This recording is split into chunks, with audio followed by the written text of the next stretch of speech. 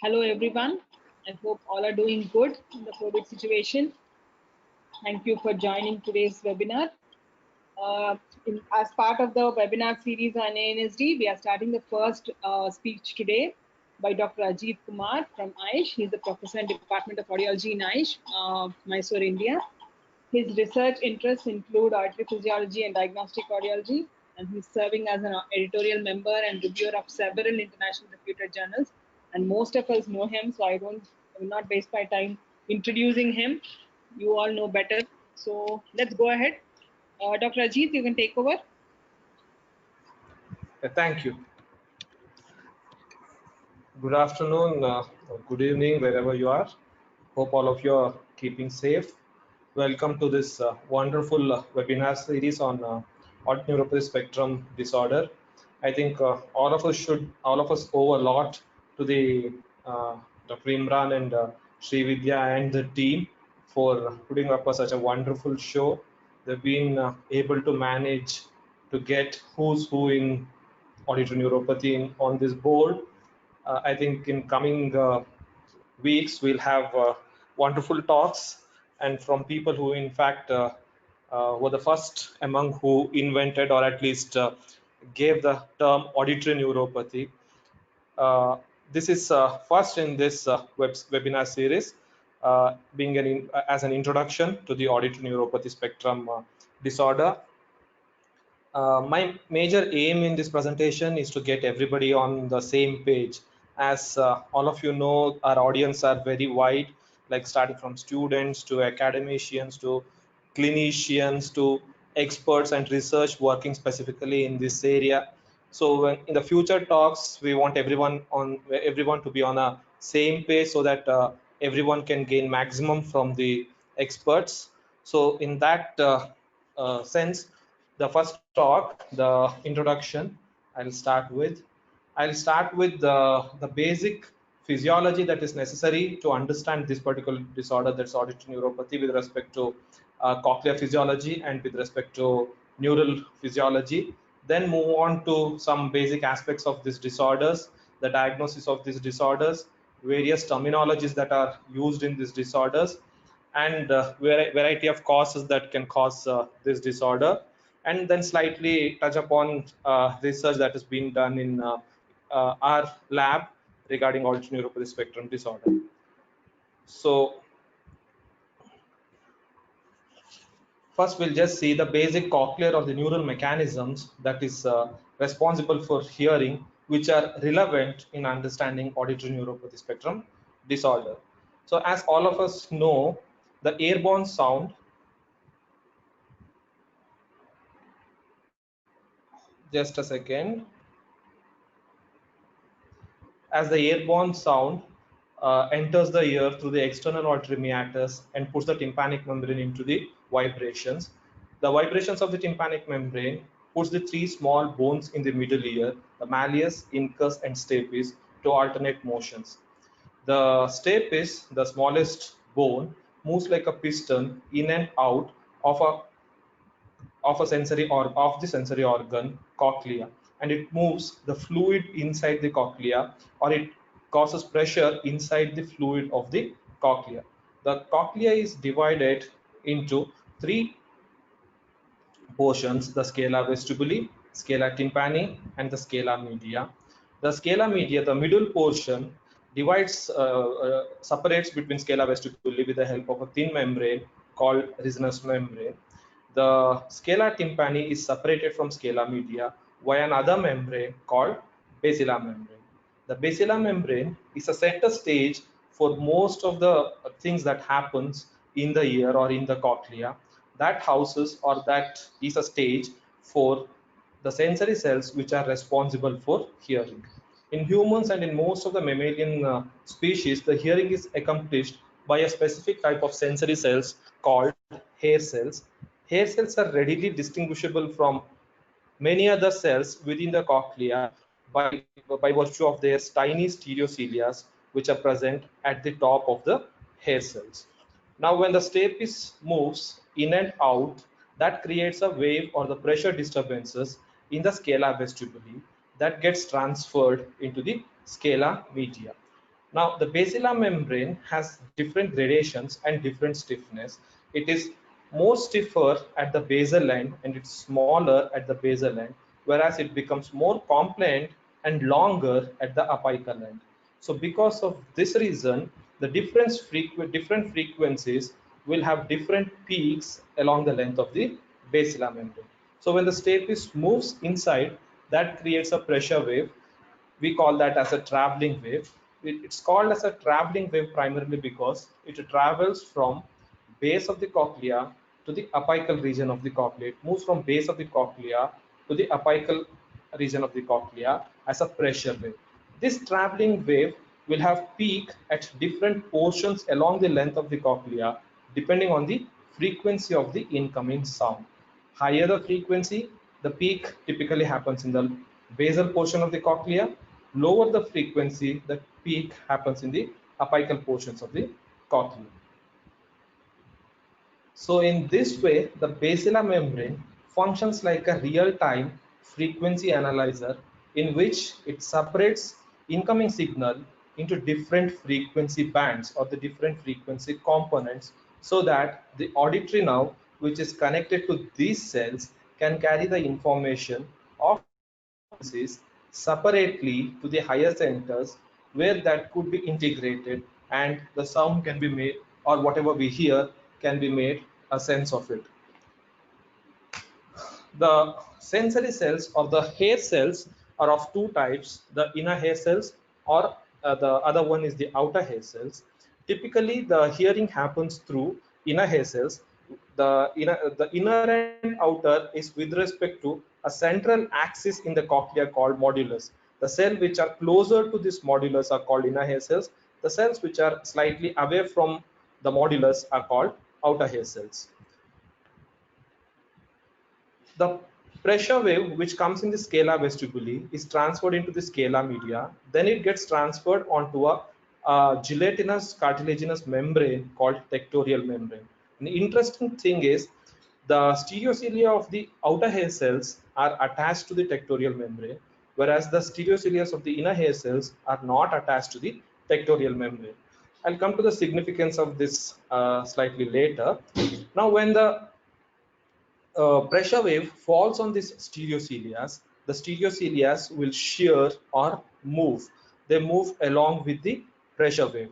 Now, this movement is locked to the frequency of the stimulus, by which I mean if the frequency of the stimulus is 500 hertz, this movement will happen approximately 500 times in a second. In that way, the hair cell is capable of transducing high frequency signals up to the limits of hearing. So when the stereocilia of the hair cell move, each of this single hair cell or each of these stereocilia is connected to the adjacent stereocilia with a tiny link called tip links, which will open up. When these tip links open up, the ions which are there over here outside the hair cell will enter inside the hair cell and changes the electrical potentials of the hair cell, which will trigger certain chemical reactions in the hair cells, and that will generate the or that will release the synaptic vesicles containing the neurotransmitters. The primary neurotransmitters at the hair cells is glutamate. So the glutamate is released into the auditory nerve bundles where the receptors of the glutamate receives this, and it generates a small potential called excitatory postsynaptic potential. The excitatory postsynaptic potential is proportional to the intensity of the stimulus, and it goes on increases as the intensity increases. Once it reaches a threshold value, the excitatory postsynaptic potential will generate an action potential, and once the action potential is generated, action potential travels through the auditory nerve, reaches the brainstem.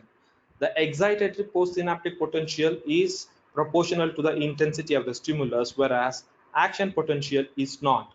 The action potential is all or none, which means if the excitatory postsynaptic potential reaches a particular value, the action potential is generated, and after that, whatever is the value of the excitatory postsynaptic potential, the action potential remains the same. The amplitude of the action potential does not change with the intensity of the sound. This is the basic transduction, but in case of ear, there is a big challenge that is faced because the nature has housed these tiny hair cells in a fluid, in a viscous fluid, which is the endolymph, which is over here in the scala media. Now, any vibration that is passed on to the scala vestibuli by the movement of the stapes is transferred to the scala media and then into the fluid over here. This fluid in turn transfers the vibrations onto the hair cells. Now, for the traveling wave to move from base to apex, it has to overcome the viscous or the opposition or the impedance offered by this fluid.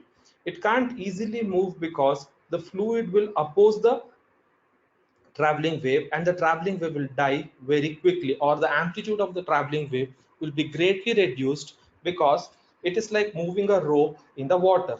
Like for example, if somebody is swinging, if a child is swinging and if you are pushing the child, imagine that this is the stapes and this is the basilar membrane, and the stapes pushes the basilar membrane and the basilar membrane starts moving, and if you leave, or if you stop pushing it, or if you applying the force, the baby will continue to swing for a while because the air does not offer so much of resistance. Imagine same thing in the water. What would happen in the water if they push, and if they leave it or the force applied is taken off, then the movement of the swing stops immediately, or in other words, there is a dampening of the vibrations, or the traveling wave dies. Now, how is nature has overcome this with the help of a positive feedback system? All of us must have experienced this, where when we swing, if we move our legs up and down, we can swing on ourselves without a help from another person applying force at us. Now, this mechanism is called a positive feedback, where after the initial push from the person can generate the force by moving his legs up and down. When you go up, you move the leg up. When you move down, you move the leg down. So the person continues to move or continues to swing. Okay, this is in the air. If the force applied is more, even in the water, the person can continue to swing or can overcome the viscous overcome the opposition offered by the cochlear fluid for the swing. A similar, a positive feedback mechanism. Now, I call this as a positive feedback, or it is called it as or it is popularly termed as a positive feedback, because the feedback is applied by the person for the swinging movement of the person, and that increases the amplitude of the swinging. Hence, it's a feedback because the same person is applying the force on the person, so it is a feedback. It is positive because it is increasing the amplitude of the swinging. Okay, so a similar mechanism exists even in the ear, which provides a positive feedback to the cochlea, and that increases the amplitude of the traveling wave, and this increases the sensitivity of the ear. Now, why is it relevant to the auditory neuropathy spectrum disorders? Because we know that in almost all the patients with auditory neuropathy spectrum disorder, these mechanisms remain normal. There are primarily two uh, mechanisms that are proposed. There are primarily two mechanisms that are proposed which offers this positive feedback to the cochlea. The first one is the hair cell motility and the active mechanism. Now, what is this hair cell motility? We have two types of hair cells, the inner hair cells and the outer hair cells. The inner hair cells and the outer hair cells, there is a single row of inner hair cells, that is, there is around 3200 inner hair cells, but there are three rows of outer hair cells, which is almost three times the inner hair cells. That's around 12,000 odd outer hair cells. The outer hair cells are definitely more than the inner hair cells, but the auditory nerve, or the type 1 auditory nerve, is not connected to the outer hair cells, and there is a little evidence to show that the auditory nerve is in fact in fact conducting the sound to the higher centers, because the auditory nerve, or the type 2 nerve which connects the outer hair cells, are unmyelinated, and is not capable of carrying the information to a longer distances. So it's unlikely that the outer hair cells conducts the sound to the brainstem or the higher center. So whatever we hear is primarily because of the inner hair cells. Now, what is the function of outer hair cells then? It is proposed that outer hair cells, the cell walls of the outer hair cells, has got a unique protein called pristin, which is like a piezoelectric material. That is, when the voltage of the cell changes, the pristin has a unique property where it can either elongate or it can shorten. So, when the stereocilias bend, remember that I told the tectorial membrane is attached to the stereocilias of the outer hair cells. So on the stereocilias of the outer hair cells, you have the tectorial membrane. So when the fluid pressure falls on the tectorial membrane, it pushes the stereocilia of the outer hair cells. So when the stereocilia of the outer hair cell is pushed, tip links would break and the ions will enter inside, the positive ions will enter inside. So when the cell becomes positive or depolarized, the pristine molecules becomes shorter. Okay, so when the positive ions go out of the cell or when the cell becomes hyperpolarized, the pristine molecules becomes longer. So there are around this pristine is there in the walls of the outer hair cells with a density of 6000 micrometer per square. That is, there are around 6000 molecules, the pristine molecules are present per micrometer square area of the outer hair cells. So when all of these pristine molecules shorten and elongate together, the cell as such also will shorten and elongate. So when the cell shortens and elongates, the entire cell shortens and elongates. Okay, it will push the fluid which is in between these regions to vibrate, and that vibration will push the stereocilia of the inner hair cells to shear or to move, which will generate the action potential in the auditory nerve. So this is one such mechanism which is proposed as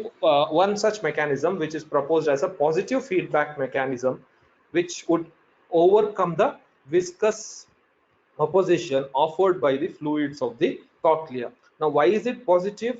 Because you need a force, external force acting on this, and to generate this motility of the outer hair cell. And what does this motility of the outer hair cells do? It will give a feedback again to the same force with to which it is being applied. That is, the movement of the step is and the movement of the fluid creates the movement of the outer hair cells, and the movement of the outer hair cells is in turn adds energy back to the movement of the fluid which is present over here. So it is a positive feedback. So in this way, when a group of hair cells will start vibrating, the fluid which is over here will also starts vibrating, and that will in turn vibrate or in turn move the stereocilia of the inner hair cells.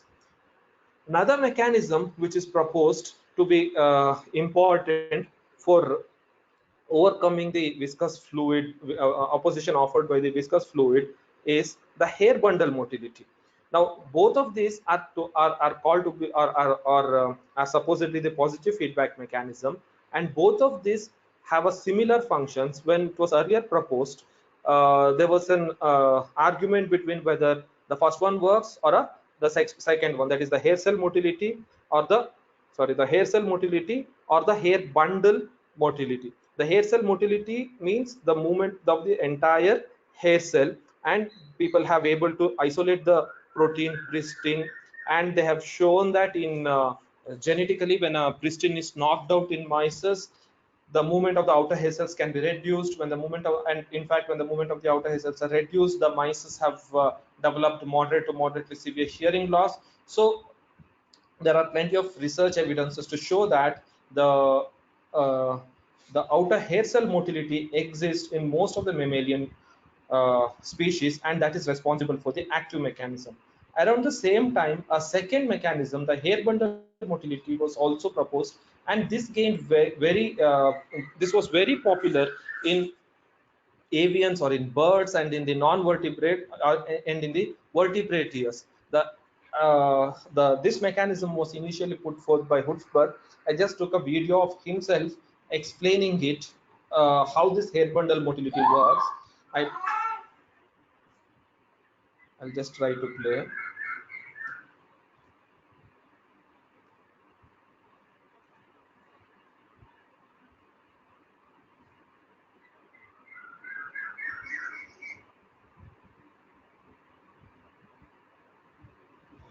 Okay, imagine, I don't know whether you can see now my uh, uh, mouse.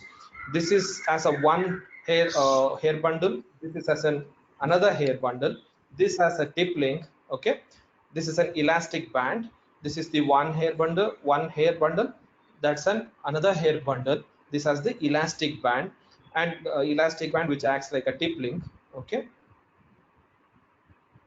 so when the force is applied, this will start moving at a particular force. What happens? This breaks. So I'll stop it over here.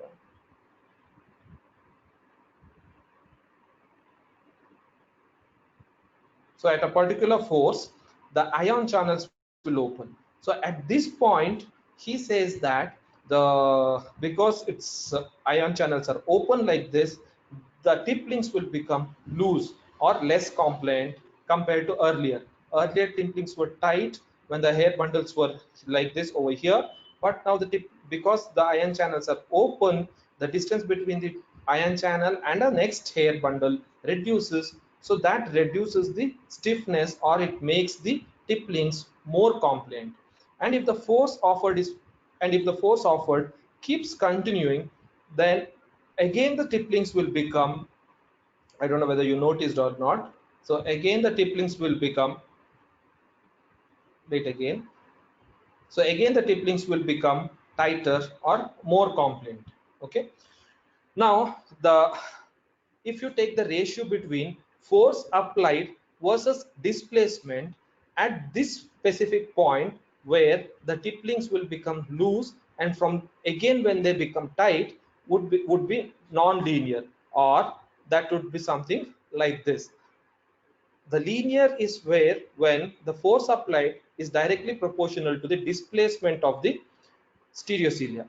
That is, as you increase the force applied, the displacement goes on increasing. Whereas in hair bundle case, as you increase the force, the displacement also goes on increases up to the point where the ion channels will open. Once the ion channels open, suddenly the tip links will become snag or less stiff or more compliant.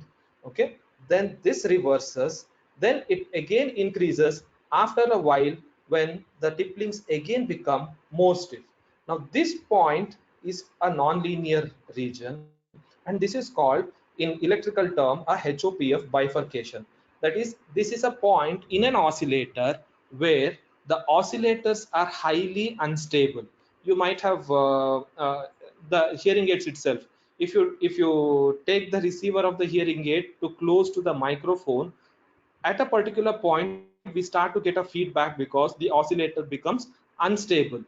So that point where the oscillator is unstable, okay, the it would exhibit a lot of features which is similar to that of the hearing organ, which are the amplification, that is the small sounds would be heard loud and the soft sounds would be heard show, and the frequency tuning, like for example in the feedback of a hearing aid, you will hear that one single frequency, though there is a the input to the microphone is everything from the environment, but the feedback primarily comes at a single frequency, because that would be the frequency where the oscillator is highly resonating and the highly unstable. Okay, it produces something called compressive nonlinearity, and that also produces something called autoacoustic emissions. We'll see one by one how does all this happen. Now, okay, at this point it's the oscillator or the ear is unstable and it produces the characteristics that are responsible for the active mechanism. Earlier, between 80 to 90 or about 2000, mid of 2000, there was these two mechanisms were thought as exclusively different mechanisms, and people argued against and for these mechanisms with various kinds of evidences. Both for both the type of mechanisms, there is plenty of evidences to show that both of these do exist in different species. People have shown that this exists in different species. But about after like mid of 2000, people have come to a consensus that these two mechanisms are not exclusive but complementary.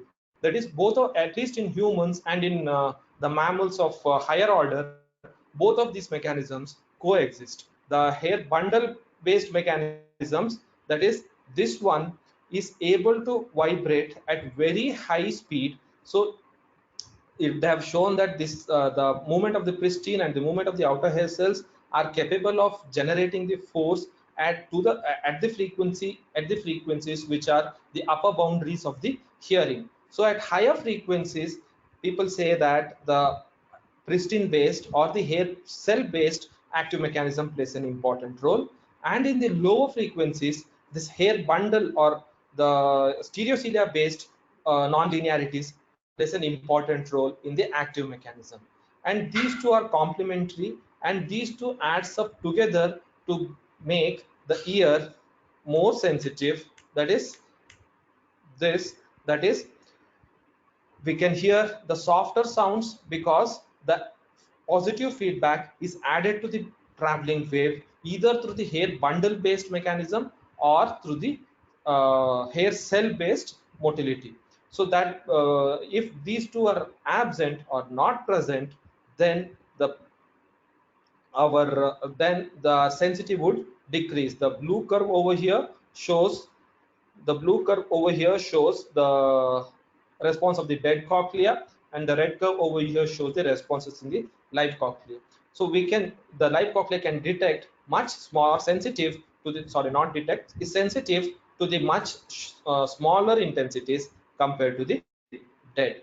And also, because of these two mechanisms, it becomes more, our frequency resolution increases, or the frequency tuning becomes better, because the amplitude of the traveling wave increases at a specific point where the basilar membrane is tuned to that frequency. But without the active mechanism, the basilar membrane movement becomes very broad, and a lot of area on the basilar membrane gets activated. So the frequency tuning also improves.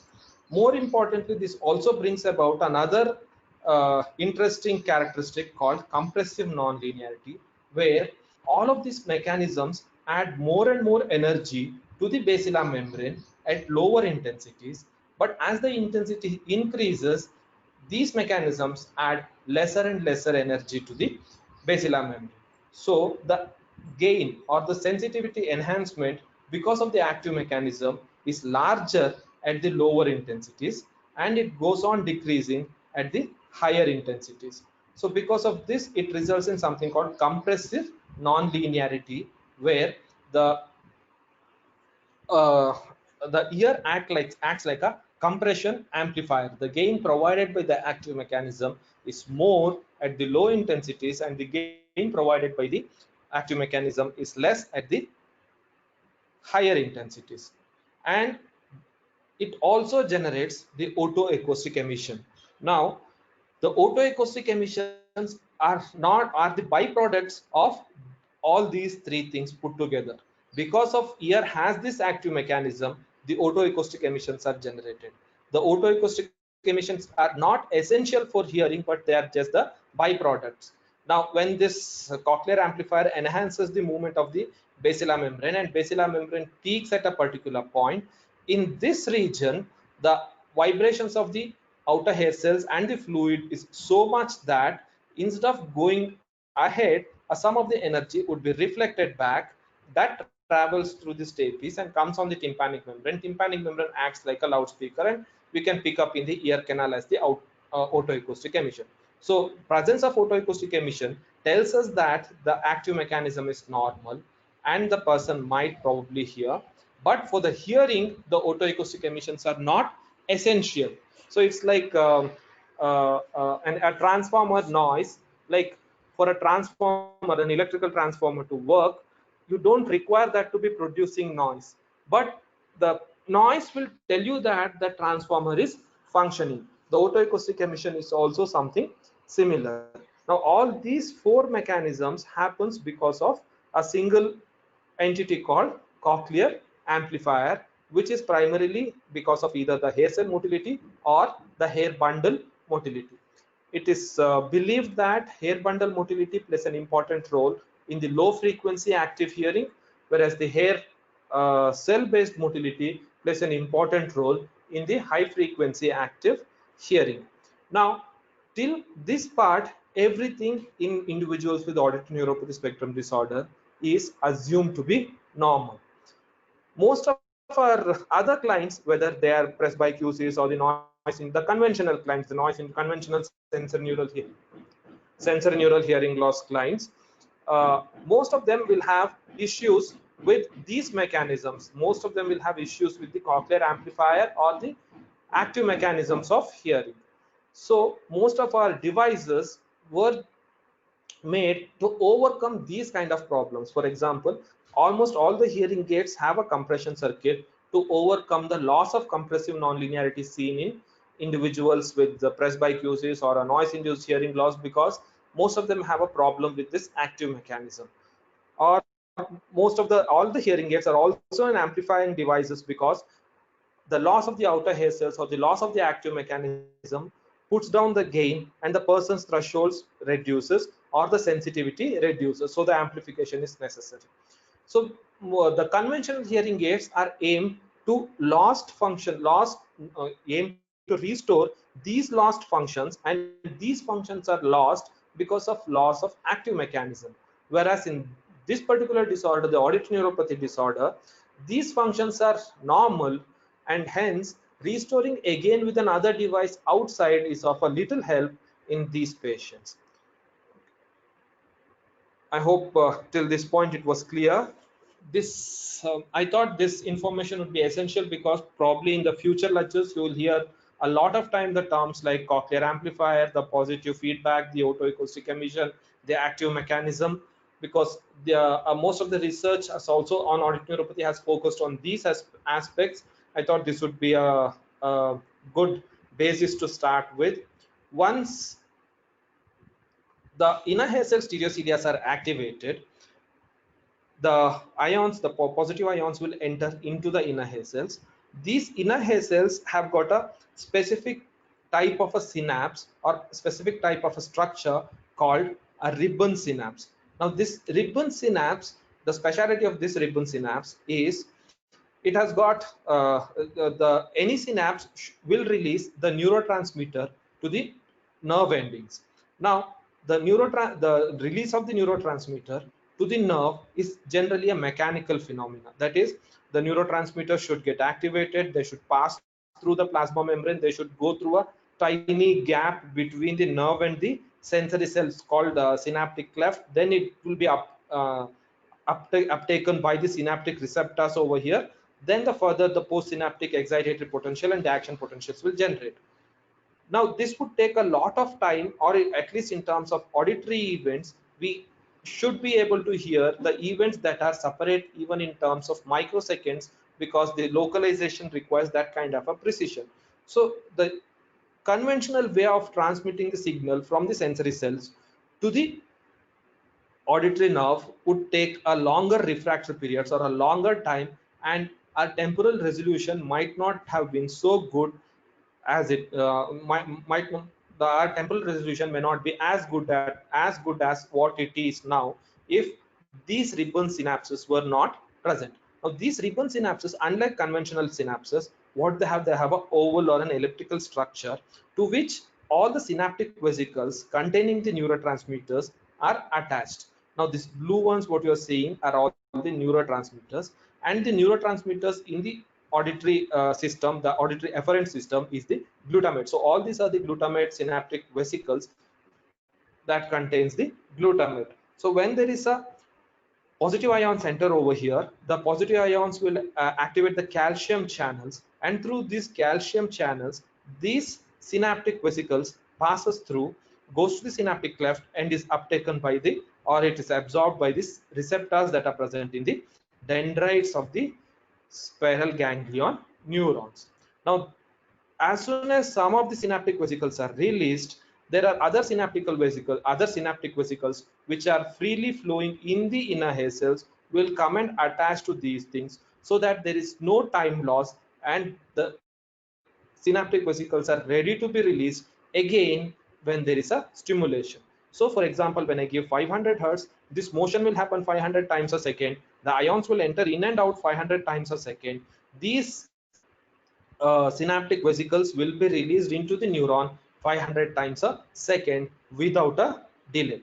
Now, these ribbon synapses play a very crucial role in maintaining the temporal precision or coding the temporal information in the auditory nerve. And these are also very important for maintaining the synchronous firing of the auditory nerve. Now let's say what's a synchron. We kept on hearing these terms for a long time: the phase locking or the synchrony. So once this synaptic vesicles or the glutamate is released onto the auditory nerve will generate an action potential if the sound is above its threshold. Now these action potentials in the auditory nerve are told to be phase locked or synchronous. Now what do I mean by phase locked or synchronous? As the name says, phase locked means the generation of the action potential is locked to the phase of the stimulus. For example, when we give a 500 hertz stimulus, what do I mean by phase locked? An action potential will always be generated at a particular phase of the stimulus. In this example, I have this is just an example. I have shown that an action potential is generated at 90-degree phase of the stimulus. So for every 90-degree phase of the 500 hertz, you have one single action potential is generated. Because of some reason, if the action potentials are not generated at certain 90-degree components of the signal, because of the phase locking property, the next action potential will be generated only at the 90-degree, not at any other phase, which means even though the auditory nerve did not fire an action potential for some reason, because of the refractory period or because of some issues with the release of the neurotransmitter, or the frequency is so high that such a fast action potential cannot be generated for any reasons. If it is not generated, the next action potential will not be generated at any other phase. It won't be generated at all of these phases of the signal. Instead, the next action potential will be generated only at the 90-degree phase. So this property of the auditory nerve is called phase locked responses. Now why the auditory nerve responses are phase locked? Because the inner hair cell output is also phase locked. So if there are, we know that one single, I showed you that one single inner hair cell is connected or is innervated by multiple auditory nerves. Now each one of this will receive glutamate, and each one of this will generate an action potential.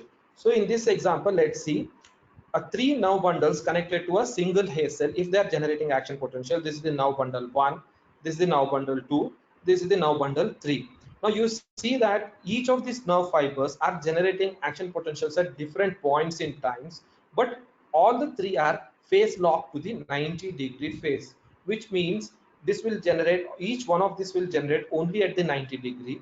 So though this nerve fiber did not generate at the first instance, it generated at the 90-degree of the second instance, but the first nerve fiber did not generate at the second instance. So likewise, each of the nerve fibers have skipped certain 90-degree phases, but at every time the action potentials have come only at the 90-degree phases.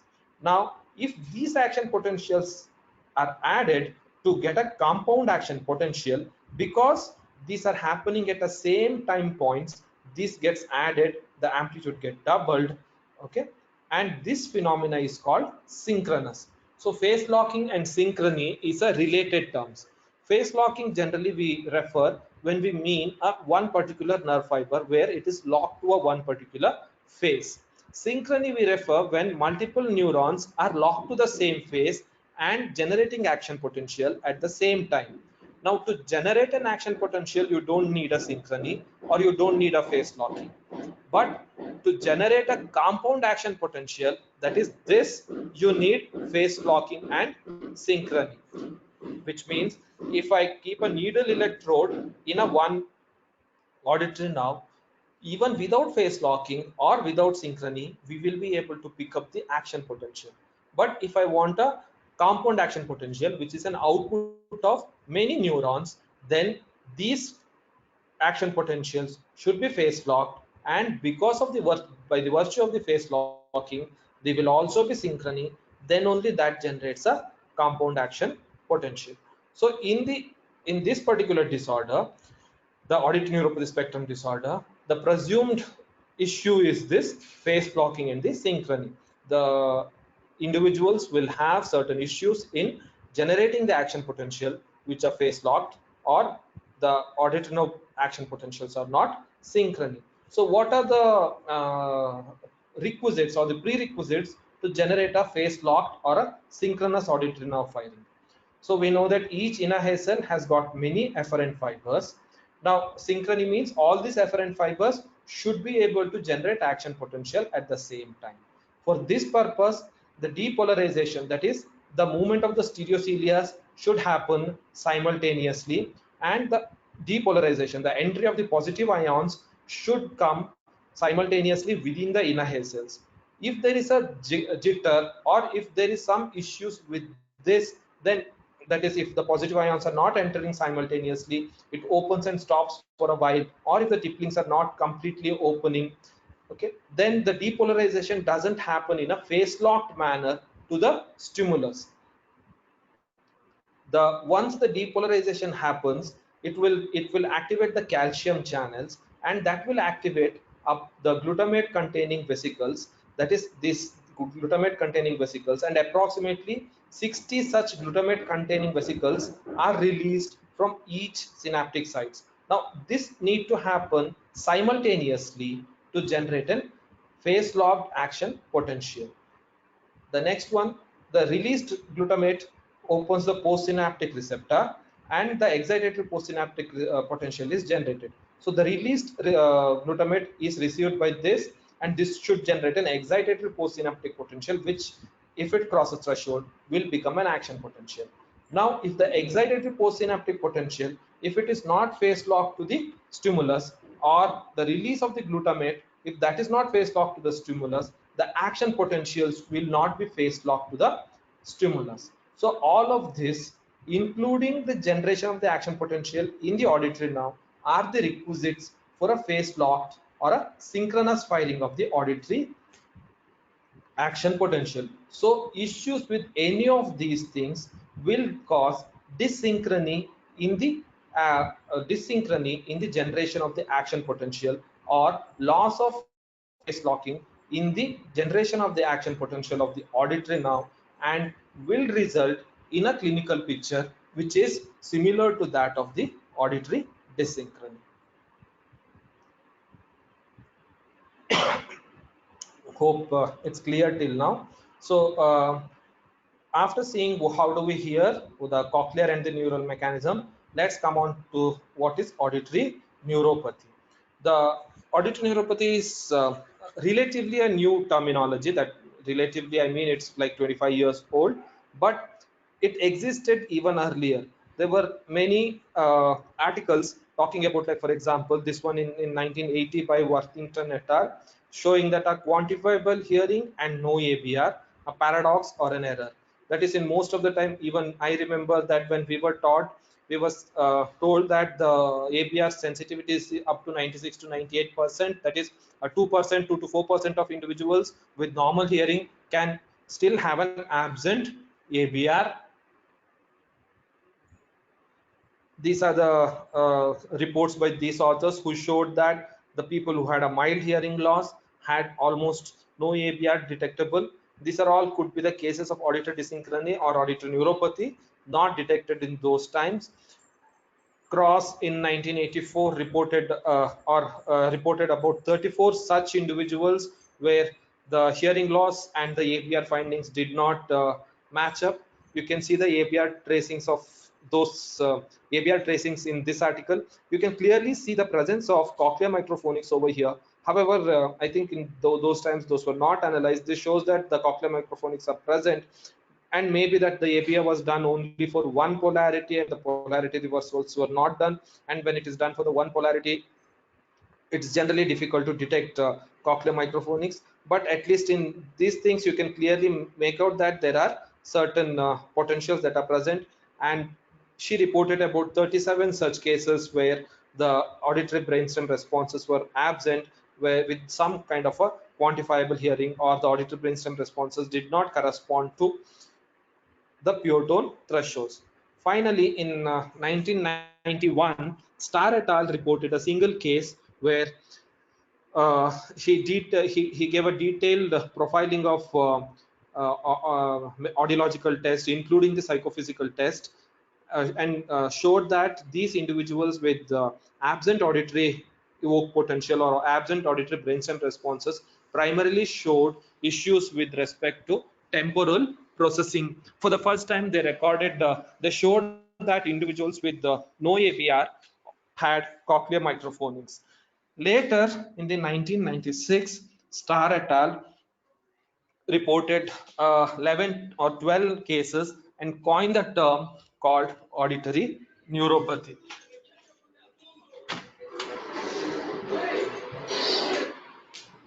Coined the term auditory neuropathy. So, what are the general clinical features of auditory neuropathy? As of now, there is a consensus that the three things needs to be established to call a disorder as auditory neuropathy. These three are the poor neural functioning, the normal cochlear amplification function, that whatever I said till now, and poor evidence of poor auditory functioning. Now, poor neural functioning can be shown by either by an absent ABR or an absent acoustic reflex or an absent efferent suppression, but most prominently the absent ABR is considered as a hallmark indicator of poor neural functioning.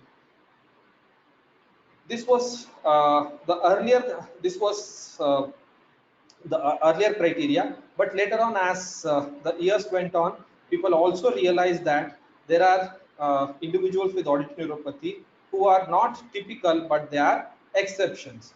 That is, there are individuals with ABR which is prolonged or elevated, that is, it is not matching with their pure tone hearing threshold. Similarly, there were some individuals with acoustic stable reflexes, but they were elevated. The normal cochlear functioning can be demonstrated either by presence of cochlear microphonics or otoacoustic emissions. This was one of an important and must criteria earlier, but again, as the years progressed, people realized that most of the auditory neuropathy individuals, not most, some of the auditory neuropathy individuals, that's about one third, lost cochlear microphonics during their course. So now the criteria stands as like the person should have demonstrated the presence of normal cochlear amplification function at least once, and it's possible to lose them over a period of time. It's possible that both otoacoustic emissions and the cochlear microphonics can be lost in these individuals. Typically, the otoacoustic emissions are lost first. The cochlear microphonics are generally more resistant, and they will be there for a longer time, because the cochlear microphonics are generally generated by both inner and the outer hair cells. The evidence for the poor auditory functioning, either difficulty in perception of speech or difficulty in perception of timing cues. And later it is also realized that these difficulties need not be present in quiet. Some people may show a remarkably good speech understanding and remarkably good temporal processing in quiet, but the performance in noise can be very poor, or it can be way away from the normals. So these are the general agreed guidelines or agreed symptoms and agreed clinical features to diagnose individuals with auditory neuropathy.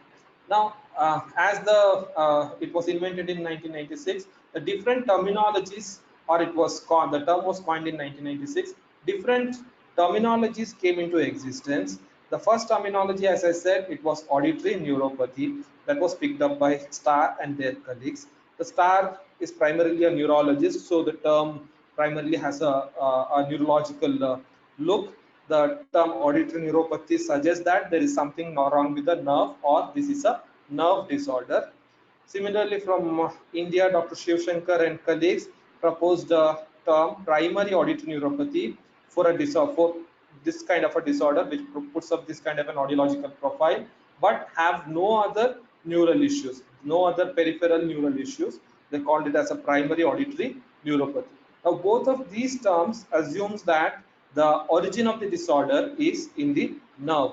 It's in the either in the dendrites or in the spiral ganglia neurons or in the myelinated auditory nerve going into the cochlear nucleus. So, but later it was realized that the nerve alone may not be the sole contributory factor. The synapses or even the inner hazel diseases can also give similar kind of a picture, or similar kind of a clinical profile as that of the auditory neuropathy. So Starr and their colleagues later in 2018 and 15 revised this into the postsynaptic auditory neuropathy, presynaptic auditory neuropathy, and auditory neuropathy unspecified. As the name suggests, postsynaptic auditory neuropathy is auditory neuropathy before the auditory synapse. The presynaptic auditory neuropathy is the auditory neuropathy happening after the synapse, that is in the dendrites or in the spiral ganglion neurons or in the auditory myelinated auditory nerve. Auditory neuropathy unspecified, which would be, this will involve both the presynaptic as well as postsynaptic, and these people constitute the majority of the auditory neuropathy patients, where both the inner hair cells or the synapse and the auditory nerve are involved. So as I said, the postsynaptic, the inner hair cells and the synapse are the spared, nerve is involved. Uh, the best evidence, they said that for to say a disease as a postsynaptic auditory neuropathy, the presence of peripheral neuropathies. Presence of peripheral neuropathies would indicate this, whereas the presynaptic presence of peripheral neuropathies indicate that the degeneration of the nerve is general to the body and not specific to the ear. So even in the ear, the neurons must have been affected, or the auditory nerve must have been affected, not the inner hair cells or the synapse. The presynaptic disorder, the IHC may be affected or the synapse may be affected, nerve is not involved, and absence of peripheral neuropathies is considered as an evidence for this particular one. So the idea behind was, it's very highly unlikely that only there could be a degeneration or there could be nerve disorder only with respect to the auditory nerve and not with respect to any other neurons of the or any other nerves of the body, and unspecified, which would involve both. Later, in the year 2001, another term was introduced called Dys-Synchrony by Berlin and colleagues. Now, this is because, again, as I said, the lesion may not always be in the auditory nerve. The lesion may be in the inner hair cell or lesion may be in the synapse. So they suggested substitute or add the term auditory dyssynchrony to the auditory neuropathy. So you may see that many of research articles will write auditory neuropathy slash auditory dyssynchrony. And also they argued that if you call this disorder as auditory neuropathy, because it would give an impression that it is an auditory nerve disorder, many people might discount cochlear implant as a treatment option. But research over the years have shown that cochlear implant is a viable and a good treatment option for individuals with auditory neuropathy. Hence, they suggested to replace or to add auditory dyssynchrony to the auditory neuropathy. In 2008, there was a consensus conference in Italy about identification and management of infants and young children with auditory neuropathy, where they coined another term called auditory neuropathy spectrum disorder. Though by then it was very clear that the site of lesion is need not be only the auditory. Now, inner hair cell or the synapse can also be involved. They retained the auditory neuropathy as, they retained the term auditory neuropathy because already it was famous and there was large number of literature available on auditory neuropathy, and calling that with something else will create a lot of confusion. So because it has already gained wide acceptance, the term neuropathy was retained, but the spectrum was introduced to reflect the range of difficulties and the range of lesions in these disorders. That is, it was used in a similar fashion to that of an autism spectrum disorder, where you can have a very mild variety to that of a very severe variety. But with calling this disorder as an auditory neuropathy spectrum disorder would involve many other conditions, such as, like, for example, the auditory nerve aplasia also will put up similar clinical features as that of auditory neuropathy, and that also many people have called it as an auditory neuropathy spectrum disorders. But whatever is the name, what's there in the name, it's agreed that these are the conditions that should be, or these are the clinical features that should be present to call this disorder as either an auditory neuropathy. Though there is a controversy in terms of naming, Starr and their colleagues still go on calling the disorder as an auditory neuropathy.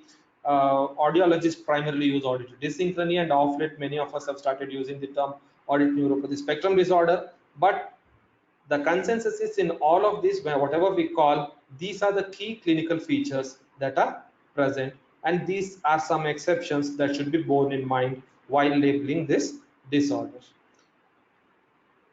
So let's move on to the pathophysiology of this condition. So earlier, as I have discussed, for a synchrony or to generate an action potential, all these are the essential requisites or the prerequisites. That is, the inner hair cells, the depolarization should happen, the calcium channel should open, the glutamate should get released, the released glutamate should go through the postsynaptic receptors, they should be absorbed, and the action potential should be generated. So a problem in any of these things can generate dyssynchrony or lack of synchrony. So as it goes, the first site of lesion or first area that can give a clinical picture similar to what is described as auditory neuropathy spectrum disorder is lesions of the inner hair cells. In This is an microscopic picture of the organ of Corti, where you can clearly see an inner hair cell and 3 rows of outer hair cells. This is taken in a normal 6-month old autopsy of a normal 6-month old baby.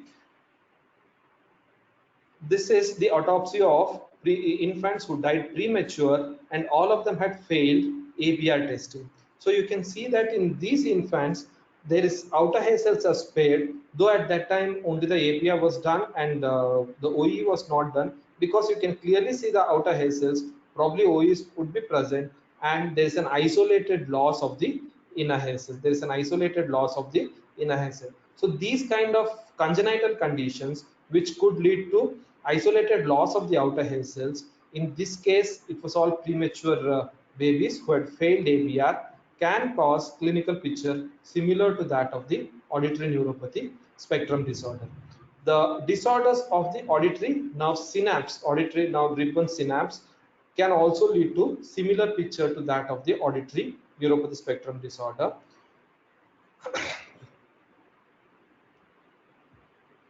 Now, these are all the electron microscopic pictures of the auditory nerve synapse. So here you can see clearly the ribbon synapse and the synaptic vesicles around this. Now, this ribbon type of a synapse can be genetically knocked out or removed by specifically modifying a particular gene. So what these authors did is they studied 2 groups of cats. One is called a wild cat, which there is no mutation. Other one is a mutant cat, where genetically only the ribbon synapse was taken off.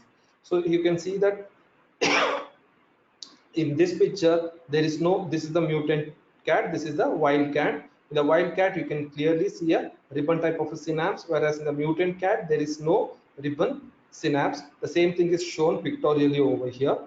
And when ABR's autoacoustic emission calcium movements were studied, in the mutant one, you can see that the ABR thresholds were much higher compared to the wild one, whereas the DBOE levels were almost same in the wild as well as in the mutant, which shows that the abnormal auditory brainstem responses, whereas a normal autoacoustic emissions or the DPOE. And these cats had an abnormal calcium movement or a very low calcium movement associated with the release of the neurotransmitters over here. So the absence of the ribbon synapse will have effect on the movement of the calcium, which in turn will have effect on the movement of the glutamate neurotransmitter in and out of the cell, and will result in a clinical picture similar to that of the auditory neuropathy. These are the ABR waveforms. You can see that the first peak is almost absent and rest of the peaks are prolonged. Though in this case the ABR was not completely absent, it was abnormal. But the autoacoustic emissions are normal, or the amplitudes are even slightly higher than the normal, which sometimes we see in individuals with auditory neuropathy. So these two kinds of a disorders, that happens in the synapse and that happens in the inner hair cells, comes under the criteria of, or comes under the term, the presynaptic auditory neuropathy. And it's been shown that hypoxia of the cochlea or the selective inner hair cell damage can cause this presynaptic auditory neuropathy. And this kind of a mutation, which happens because of the otoferlin gene or the OTOF gene mutation, which is also seen in humans, can cause absence of ribbons and can result in the clinical picture similar to that of the auditory neuropathy spectrum disorder. The postsynaptic auditory neuropathy spectrum disorder, or the postsynaptic lesions, will involve dendrites. These are the unmyelinated dendrites. That is, once the auditory nerve comes out of the habenula perforata, they shed their myelins off and then they innervate the inner and the outer hair cells. So any issues with those dendrites can cause a clinical picture similar to that of the auditory neuropathy spectrum disorder. One such condition is a dominant optic atrophy that is associated with the OPA1 gene, that is optic atrophy gene number 1. The mutation of this gene causes blindness, and in some people it also causes hearing loss. That is, missense mutation of this gene in majority causes the hearing loss along with the blindness. So in these individuals, the lesion is thought to be in the dendrites or an unmyelinated dendrites of the auditory nerve, and the clinical picture is very similar to that of the auditory neuropathy. The lesion could be in the dendrites and the axons, such as in Friedreich's ataxia or Charcot-Marie-Tooth syndrome, or in the spiral ganglion neurons, which typically happens in kernicterus. We have seen a lot of babies with hyperbilirubinemia or kernicterus putting up a clinical picture similar to that of the uh, auditory neuropathy spectrum disorder and myelin disorder, such as demyelinization, the multiple sclerosis. All of this also can cause postsynaptic auditory neuropathy. So how do we differentiate which is a presynaptic and which is a postsynaptic auditory neuropathy? Clinically, it's very difficult to differentiate presynaptic and postsynaptic auditory neuropathy. As I know, the only way to differentiate between presynaptic and postsynaptic auditory neuropathy is to record the cochlear potentials, the electrocochleogram, where we should be able to record the cochlear microphonics, summating potential, and the action potential. The information gathered from these three potentials together will help us in differentiating pre and postsynaptic auditory neuropathies. Now, this shows an example of condensation and rarefaction. The gray one is condensation and the black one is rarefaction. You can see that as soon as the stimulus is given, there is a cochlear microphonics. The gray and the black is reversing, so there is a cochlear microphonics. After the cochlear microphonics, the action potential is generated. Then it comes back to the basilar membrane. Now, if we add condensation and rarefaction, the cochlear microphonics will cancel each other. So this entire portion where the cochlear microphonic is there, that get cancelled, and we will be able to see a potential called summating potential. Now, what is this summating potential? Summating potential is, okay, when the hair cells get when the stereocilia is bent, when the hair cells gets activated, when the tipplings open, the positive ions will enter inside, so the entire cell becomes positive with respect to the endolymph. Now this is called a summating potential. Hey, the positive ions coming inside generates cochlear microphonics, and change in the electrical environment of the cell with respect to the endolymph over here, that is the summating potential. So you can see a negative summating potential when the cochlear microphonics cancels. In presence of cochlear microphonics, it's impossible to visualize the summating potential, and following summating potential, the action potentials will get generated, and then that comes to the baseline values. That comes to the So the summating potential would be viewed, summating potential will be seen only if the cochlear microphonics are added. Now, these cochlear microphonics and summating potentials are very hard to record with usual electrode configuration. That is, we can record cochlear microphonics, but summating potentials are hard to see because these potentials are very small when we use a conventional electrode positions. That is either on the scan, or even when we use the ear canal electrode, the summating potentials are hard. Now these recordings are made with the intracranial, transtympanic electrodes, where the electrodes are placed on the promontory and these potentials are recorded.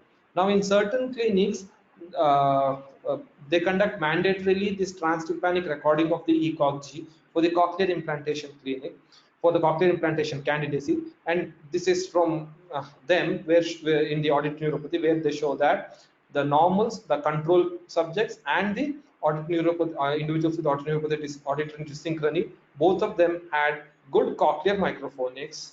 Okay, where the control subjects, once the condensation and the refraction clicks are added, the control subject showed good summating potentials, and also the action potentials, whereas the ANSD or the auditory neuropathy subjects showed a negativity which was hard to differentiate whether that belong to the compound action potential or the summating potential. Only in few it could be easy, or especially in this case, only in two subjects a small summating potential and the compound action potential could be recognized. Or otherwise, all these potentials look like a combination of compound action potential and the summating potential. But unlike normal hearing, or unlike controls, the individuals with auditory synchrony had a very broad negative potential, which did not go to the baseline for a very long time. That is, they went to the baseline only after 8 to 9 milliseconds, which was drastically different from that of the control subjects. You can see that in the control subjects, it sharply goes up and reaches the baseline, or this area is very small. The summating potential to compound action potential area is very small in normals, whereas that is very broad in individuals with auditory dysynchrony. The issue is whether these are the cochlear potentials or the neural potentials. That is hard to make out because both the potentials looks like they are combined.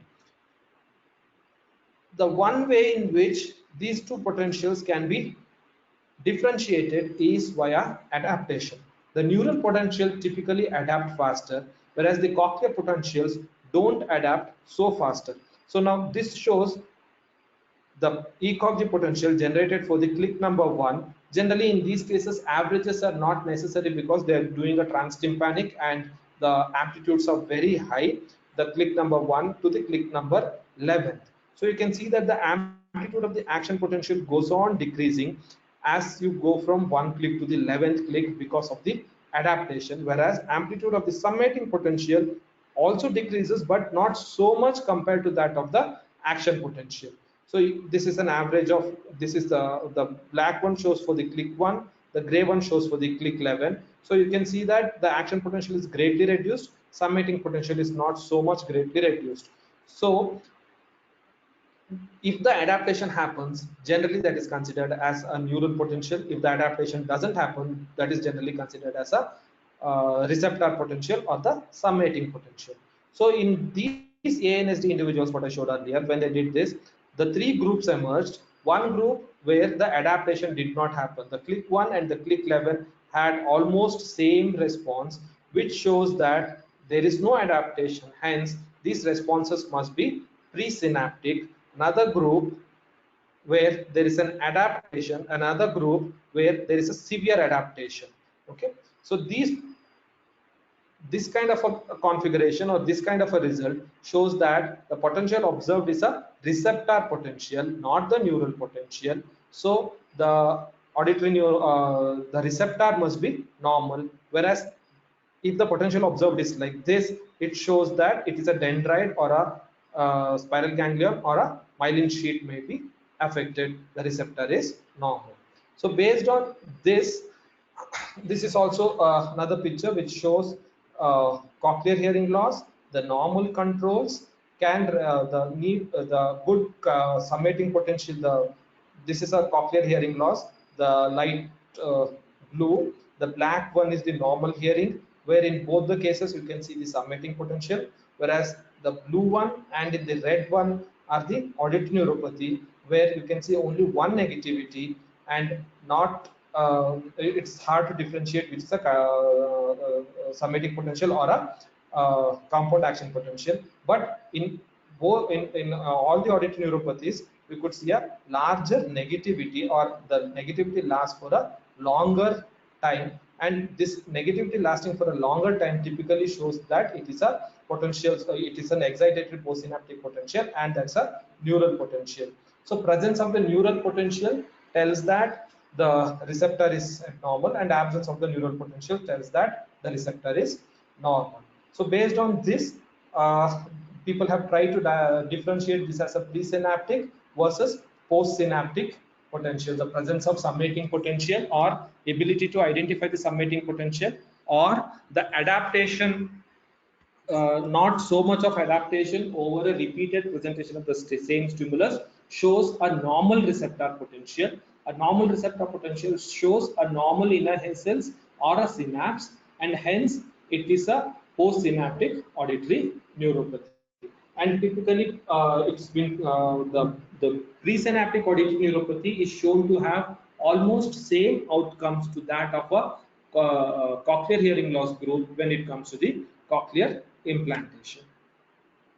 Let's just see some aspects of prevalence and audiological characteristics, and with specifically with respect to Indian scenario. Our own study shows that the prevalence of auditory neuropathy in India is about 0.54% among sensory neural hearing loss. This is this is among adults, and it was a 2 years retrospective study where we looked into the case files of about 30,000 individuals who visited. In that, around 16,000 turned out to be as sensory neural hearing loss. In them, the auditory neuropathy was about 64. So that turns out to be about 1 in 183 SN hearing loss individuals could be auditory neuropathy. That puts the prevalence about 0.54%, and most of the people whom we saw is about 16 to 20 years. They were less in the numbers were less in a younger age group, and numbers were also less in a older age group. This is in a striking contrast to the Western studies, who generally have reported very high prevalence of auditory neuropathy in young babies compared to uh, compared to adults. One of the argument most of the reviewers put when we put up this data is that because we don't have a universal newborn hearing screening, we may be missing this babies, and we will detect when they turned out to be adolescents. Partially may be true, but most of our cases, when you take a case history, they report that the problem did start like a 2 years or a 3 years, and prior to that they were pretty normal. But I really don't know what is the reason for this starking contrast between Western countries and India. And the risk goes up to 10% among sensory neural hearing loss when you test the high risk babies. The pure tone audiometry, the degree of hearing loss and the configuration of hearing loss is variable. We have seen individuals having mild hearing loss to the profound hearing loss. Configuration, also we have seen all types of configuration, but the two most prominent type of configuration what we have seen is rising, that is low frequency hearing loss, and other one we call peaked, where typically mid frequencies have a better thresholds, low and high frequencies have a poorer thresholds. The low frequencies have more poor threshold compared to high frequencies. Generally around 2 kilohertz or about 1 kilohertz, the hearing thresholds are relatively better compared to either of the frequencies. This probably people have tried to explain this kind of a rising or a primarily low frequency hearing loss in auditory neuropathy to do with the length of the auditory nerve.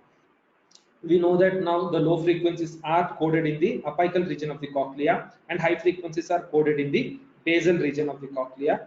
So the auditory nerve, and in the auditory nerve, the high frequency auditory nerves are present on the outer side of the auditory nerve, whereas the low frequencies are present in the core or in the middle of the auditory nerve.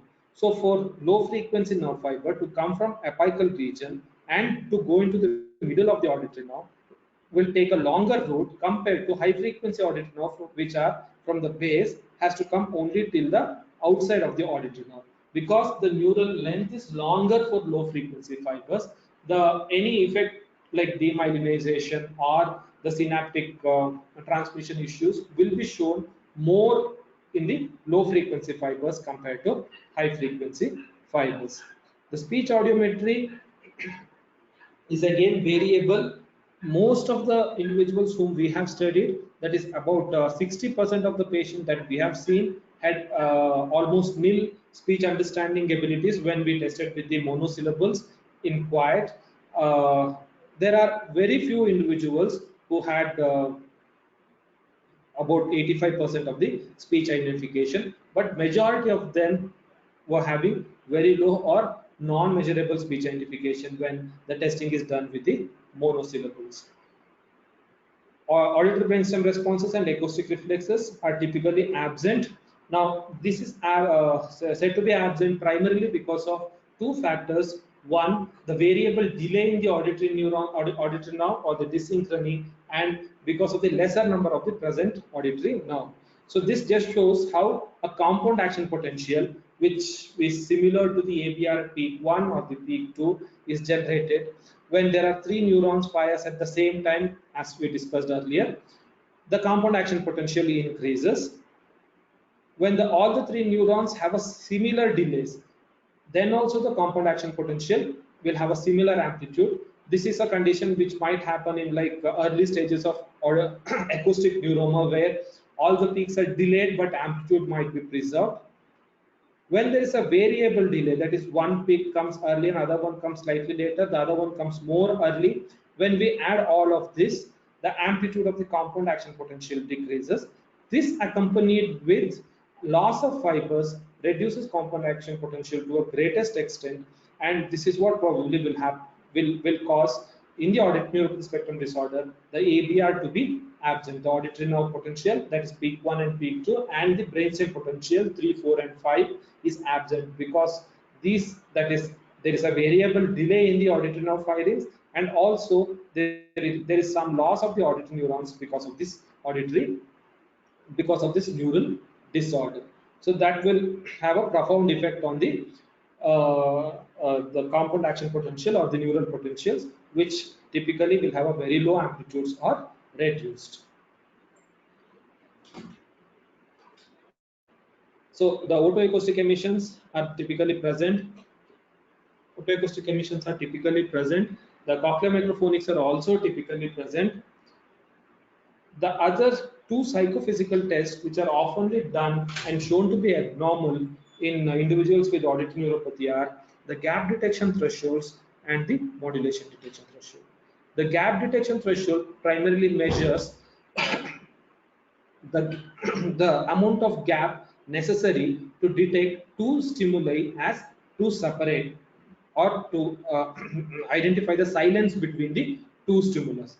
Now, in normals, when the action potentials are happening at in synchrony or at the same time, the compound action potential will also happen at the same time, and there is a gap between the compound action potential generated by this stimulus to this stimulus, which is coded in the higher centers as a silence. Whereas because of the dys-synchrony, because of the variable delay in the generation of the action potential. On an average, the action potentials gets broadened, or the compound action potentials gets more broadened, and the physical difference between these two stimulus is reduced because of this effect, and the gap detection thresholds are reduced.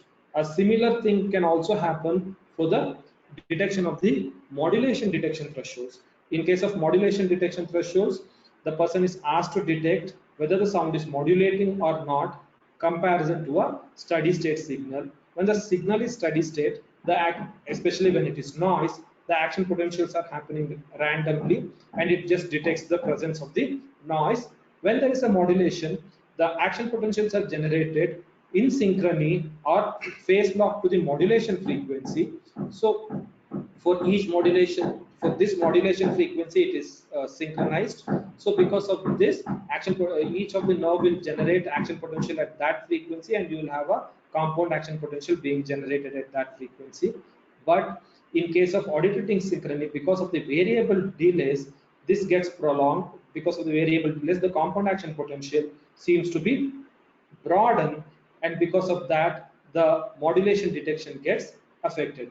But at lower frequencies, this, even though it is broadened, some amount of the difference between the two modulation can between the modulation and no modulation and no modulation can still be detected, and that helps individuals to detect the modulation. So you can see that typically this is a modulation detection threshold across different frequencies in normal hearing individuals and individuals with auditory neuropathy. You can see that both normal hearing and the auditory neuropathy individuals have a similar pattern, that is good modulation detection in the low frequencies, relatively better modulation detection in the low frequencies compared to higher modulation frequency. So at low modulation frequency, though there is a variable delay, though there is a broadening of this compound action potential, some amount of separation can still be happening, and person is able to detect the modulations. But at higher modulation frequencies, in individuals with auditory neuropathy, the broadening of the action potential is so much that it just obscures the modulation frequency, or the the auditory nerve action potentials are no more phase locked to the modulation frequency at all, and hence they will not be able to perceive the modulation at all. So in over here, the zero is almost means that even with the maximum, that is 100% modulation at these frequencies, these individuals are not being able to perceive the modulation, or they are perceiving that as a constant or a steady state signal. The clinical, this is about some of the audiological characteristics and the anatomical or the physiological relationships to those audiological characteristics. The clinical challenge, that is, as I said, the clinical profile of auditory neuropathy is almost same across all authors or all research groups, and there is a consensus in this. But clinical challenge, what I have seen is, one thing is differentiating cochlear microphonics from the brainstem responses, because the cochlear microphonics can sometimes mimic the early peaks of the brainstem responses, and typically this can be overdone, or this can be solved by doing the auditory brainstem responses for condensation and the rarefaction clicks. If it's a cochlear microphonics, the polarity will reverse, and if it is a neural potential, the polarity will not reverse. Now, the cochlear microphonics can be recorded better with the horizontal montage than with the vertical montage. So the placing the inverting and the non-inverting electrodes on the earlobe and the lower forehead as a ground gives us a better opportunity to record cochlear microphonics than using a conventional vertical montage to record auditory brainstem responses. The recording of cochlear microphonics is important because, as I said earlier, in about 1/3 of the patients, the otoacoustic emissions are lost over a period of time. So absence of otoacoustic emission doesn't necessarily rule out the auditory neuropathy or auditory neuropathy spectrum disorder. So when the otoacoustic emissions are absent, the cochlear microphonics plays an important role in diagnosing these clients. Another clinical challenge that I have seen is high frequency hearing loss. Generally, if adults, we do have an audiogram, so we know when is the high frequency hearing loss. In infants or in the children, a high frequency hearing loss, high frequency sensory neural hearing loss, high frequency cochlear hearing loss can mimic exactly same clinical profile as that of the auditory neuropathy. Because of the steeply sloping high frequency hearing loss, the ABR will be absent, because ABR is primarily dominated when we use inserts and when we use clicks, is primarily dominated by the high frequency spectrum. So because of the high frequency loss, the ABR is absent, but the otoacoustic emissions or the cochlear microphonics, generally cochlear microphonics, are present because of the normal low frequency thresholds. So in this case, it will give a similar picture to that of an auditory neuropathy, where present cochlear microphonics, absent ABR, and we might misdiagnose them as an auditory neuropathy spectrum disorder and may think that the hearing aid is not a good option for that infant. But actual the case may be the high frequency slope loss, steeply sloping high frequency hearing loss. So doing a tone ABR, and if the baby is 6 months or older, doing at least a low frequency tone VRA is very essential in before labeling a child as auditory neuropathy spectrum disorder, because the high frequency steeply sloping high frequency hearing loss is also not very uncommon in infants and children. Okay, I have few slides on cortical potentials. I think already it is 5. Probably we can stop here. Imran? Sir, you can continue if you want, because how many more slides you reckon? I think I'll need another 10-15 minutes. That's fine. That's fine. We can continue.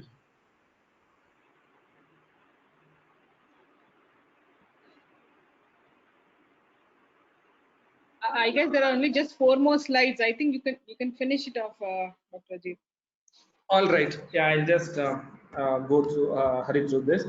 But do you know what this POC is? The brainstem responses, cochlear responses in auditory neuropathy.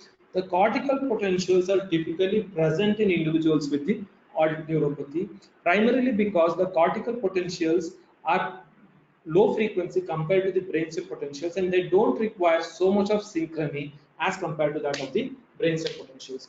We recorded a few. Okay, this cortical potentials are also not action potentials. The wave one and wave 2 are the action potential, and they need to be in synchrony and phase lock to generate a compound action potential, whereas the cortical potentials are not action potential. These are excitatory postsynaptic potentials, and they don't have to be synchronous as much as the action potentials to generate a scalp evoke potential.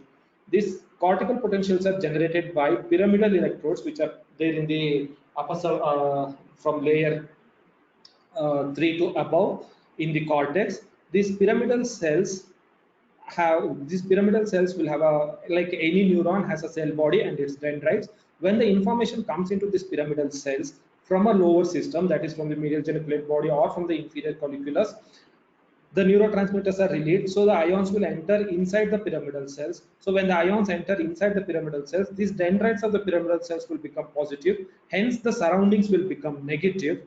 So this all surroundings will become negative. Compared to this negativity, the cell body is more positive, so this acts like a dipole. Now this dipole is a source for all our cortical potential. This, I'm just in this picture, it is just a one cortical surface, that is a gyri and a sulci is shown over here, and each of these pyramidal neuron which is present over here will act like a small dipoles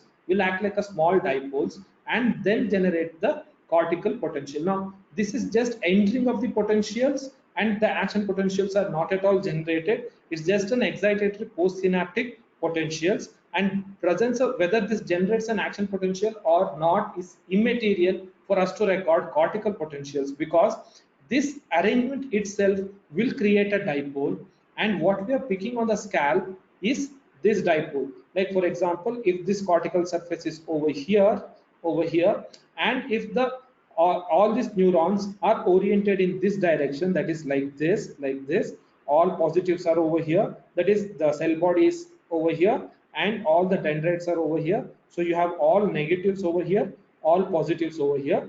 So you have a dipole which is like this. So because of this, if I place electrode on the scalp on this half of the skull, I will pick up positivity. On this half of the scalp, I will pick up negativity. Or this half of the scalp will be negative compared to this half of the scalp.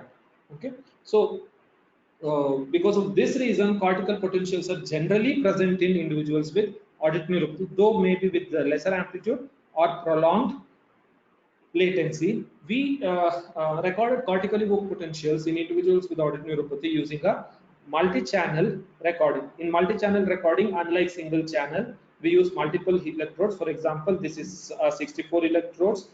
This is 256 electrodes. So we recorded cortical potential by placing the electrodes using a cap all over the scalp like this in few individuals with auditory neuropathy spectrum disorders. With the multiple channel recording of the cortical evoked potential, what do we get? We get two information, a topography and a we get topography. What is topography? Topography is nothing but if you think each of this is an electrode and this is the brain, on that there is a scalp, and if I place the cap or the all electrodes on this, these portions of the brain will generate some potentials.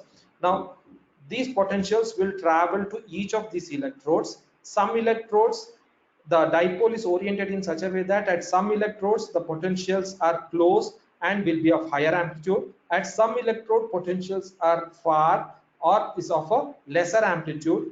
This amplitude distribution over the scalp is called topography. So this is how it would look. That is saying that these electrodes have picked up a positive potential. These electrodes in this region of the scalp is picked up a negative potential. With this topography, it is possible to extract which are the brain regions that were active while hearing. Like, how is this done? We have an end product which is a topography. We have an end product that is measured, which is a topography, gave a sound, kept the electrode, something happened inside the brain, the potentials were generated in the way I said, that traveled to all the electrodes. Every electrode picked up the potential. Each electrode picked up different potentials, and I know each electrode now how much it picked up because of we are measuring it, and that gives a scalp topography. Now, with this scalp topography, we can do something called inverse solution. That is, the brain can be assumed to be having a large number of dipoles. Each one of these can be a dipole. Then each of these dipole can be oriented in different directions. Then a mathematical calculation can be done to see if what number of dipoles, if they are oriented in what direction, would result in this kind of a topography. I hope I made. I'm making this very simple. That is, we have this as an output. The job is to see what inside this will create this kind of an output. Okay. So with a lot of permutation and combination with mathematical modeling, we can make out what combinations of inside dipoles will create this kind of topography on the brain. So that is called inverse solution. So we recorded cortical evoked potentials for two types of stimulus, quiet stimulus and for a stimulus with a plus 10 dB SNR on individuals with auditory neuropathy using 64 channel recording. This is burr in quiet and this is in noise, a plus 10 dB of noise. The noise started before the onset of the stimulus because we wanted to take away the effects of the onset of the noise, because this could generate some cortical potential. As soon as we switch on the noise, then all of that will die off. Then when the stimulus comes, we can pick up the response only for the stimulus, and if the noise continues even after the stimulus, the offset effect of the noise is also taken away. So this shows the waveforms at three representative electrodes, FZ, CZ, and PZ, in normal hearing and in individuals with auditory neuropathy. So you can, this was a P300 paradigm, that is, the person has to actively detect the presence of an oddball paradigm, that is, per he'll hear, then the per will come, or b in noise. He has to actively here discriminate and press a button for that. So you can see that the red one is for auditory desynchrony. The auditory desynchrony waveform, the cortical evoked potentials of auditory desynchrony looked very similar to that of the normals, except that they were slightly prolonged and reduced in amplitude. And but the difference was in terms of topography. For example, that way especially for ma sound. So this is the topography for ma in normal hearing. This is the topography for ma in ANSD. So you can see that between this region, that is about 250 to 700 milliseconds, the topography of ma is completely different in normal hearing compared to that of the individuals with auditory desynchrony. When we did an inverse solution and see which are the brain regions that were active, the main differences that we could localize were generally the activations were less in individuals with auditory desynchrony.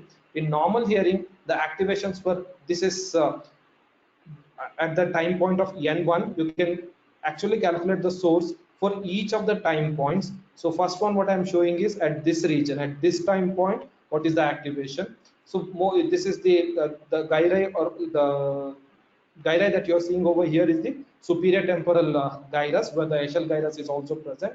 In normals, it is localized very close to superior temporal gyrus, and the amplitude was more in the left compared to that of the right, whereas in individuals with ANSD, it was more widespread and lot weaker compared to that of the normals, especially in the left hemisphere. Near the P300, that is over here in this region, while they were deciding whether the stimulus was different or the same, the normals, the activation was typically in the parietal, temporoparietal junction area on the left hemisphere, whereas in the individuals with auditory synchrony, it was more towards temporo-occipital region and not in the parietal area. And again, the amplitudes were much lesser in ANSD compared to that of the normal hearing individuals. And in case of noise, the effect was much more in ANSD compared to that of normals. Now, this shows in normal, these two waveforms are shown in the normal hearing.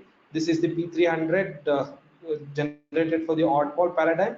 This is for the non-oddball paradigm. You can see that there is a clear positive peak generated in the normal hearing in quiet as well as in plus 10 dB SNR. Whereas in ANSD, there is a very good P300 generated in the quiet, but not in the plus 10 dB SNR. So the addition of the noise has a degrading effect which is much larger than normals, even on cortical potentials in individuals with auditory neuropathy. That's all I have. Thank you. Thank you, Dr. Ajit. Before we take the questions, I would really appreciate the way you took the presentation today, starting from normal physiology till the time you took the timeline of ANSD also as to how it was known. Initially, ABRs were absent and they tried to figure out, and literature review perspectives, how it changed from then to now. Pathophysiology, everything was so smoothly taking us. Would you like to take a break for 5 minutes and then take the questions? I'll drink some water and come back. No, I'm fine. I just have to find my charge. That's fine. Okay, okay. I'll give you 2-3 minutes. By then we'll get the questions. Imran? Yes, ma'am. I'll start with the questions when Dr. Ajit is ready. Yeah, Imran, I have Dr. Alfargal who would like to speak before we start with the questions. Sure. Okay, I'm switching his mic on. Let's see if he's able to access it.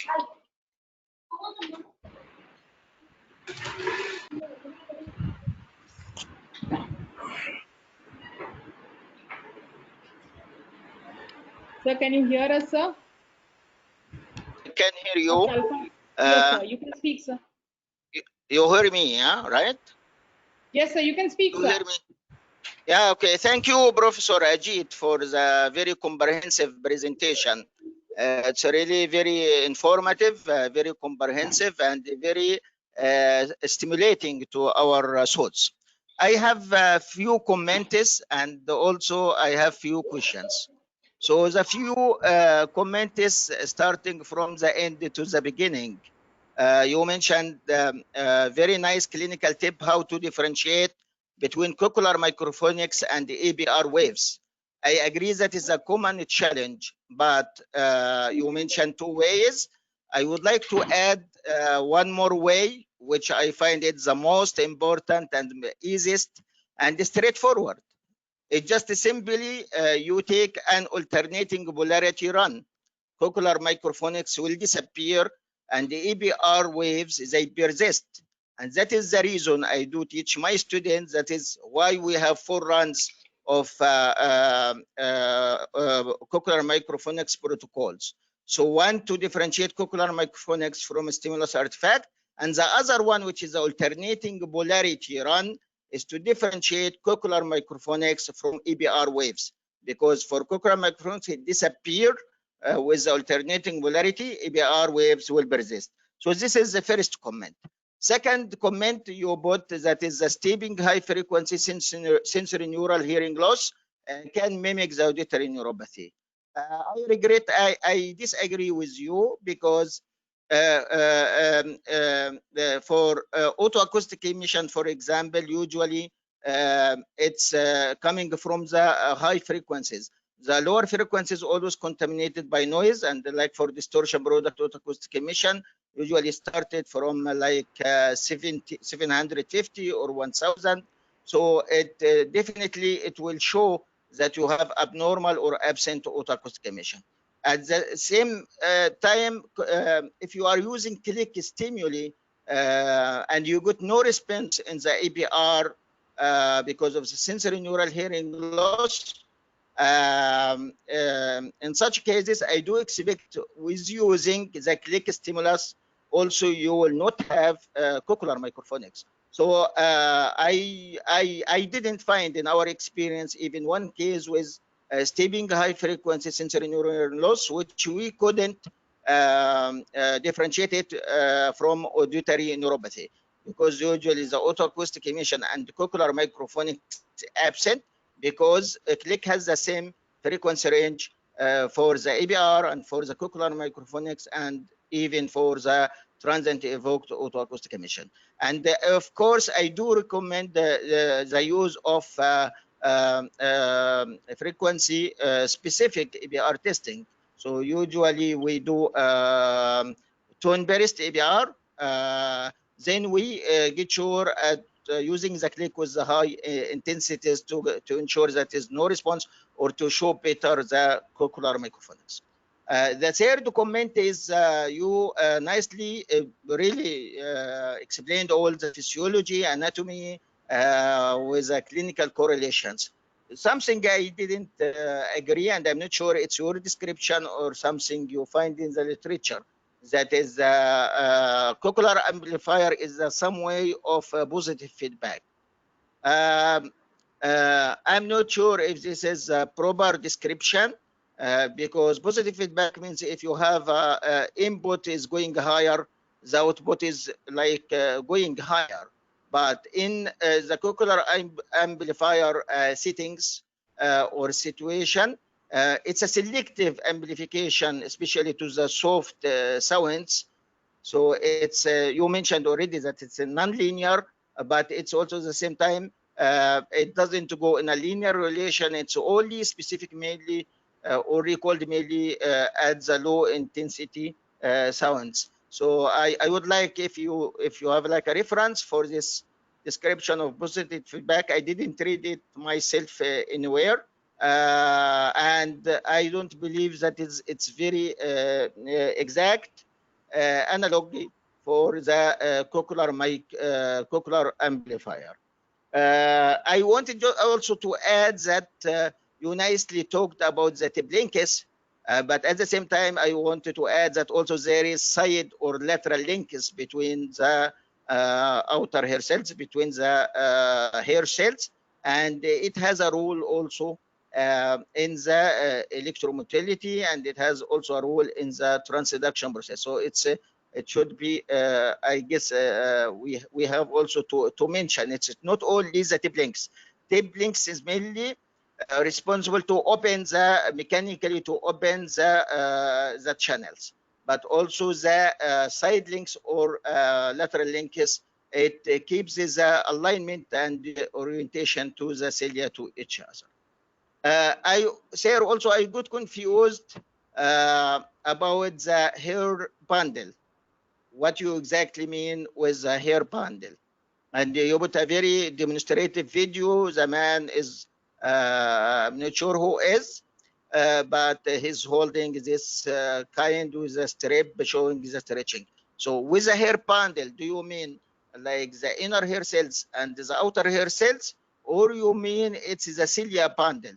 Because I felt that is it wasn't clear for me what you mean exactly. It is the whole organ of Corti, including the outer hair cells and the inner hair cells, and this is the hair bundle. And you are talking about the mechanics of like the traveling waves and this mechanics between the basilar membrane and the tectorial membrane and the hair cells in between. Or this is the hair bundle, you mean something like a bundle of the cilia on one of the hair cells. I would like if you can clearly clarify this. I think this is enough. I don't like to take the whole time, but those are my comments and any queries for Professor Ajit. And again, I really appreciate this sober presentation. It's a reference presentation. It's an excellent educational course. Thank you very much.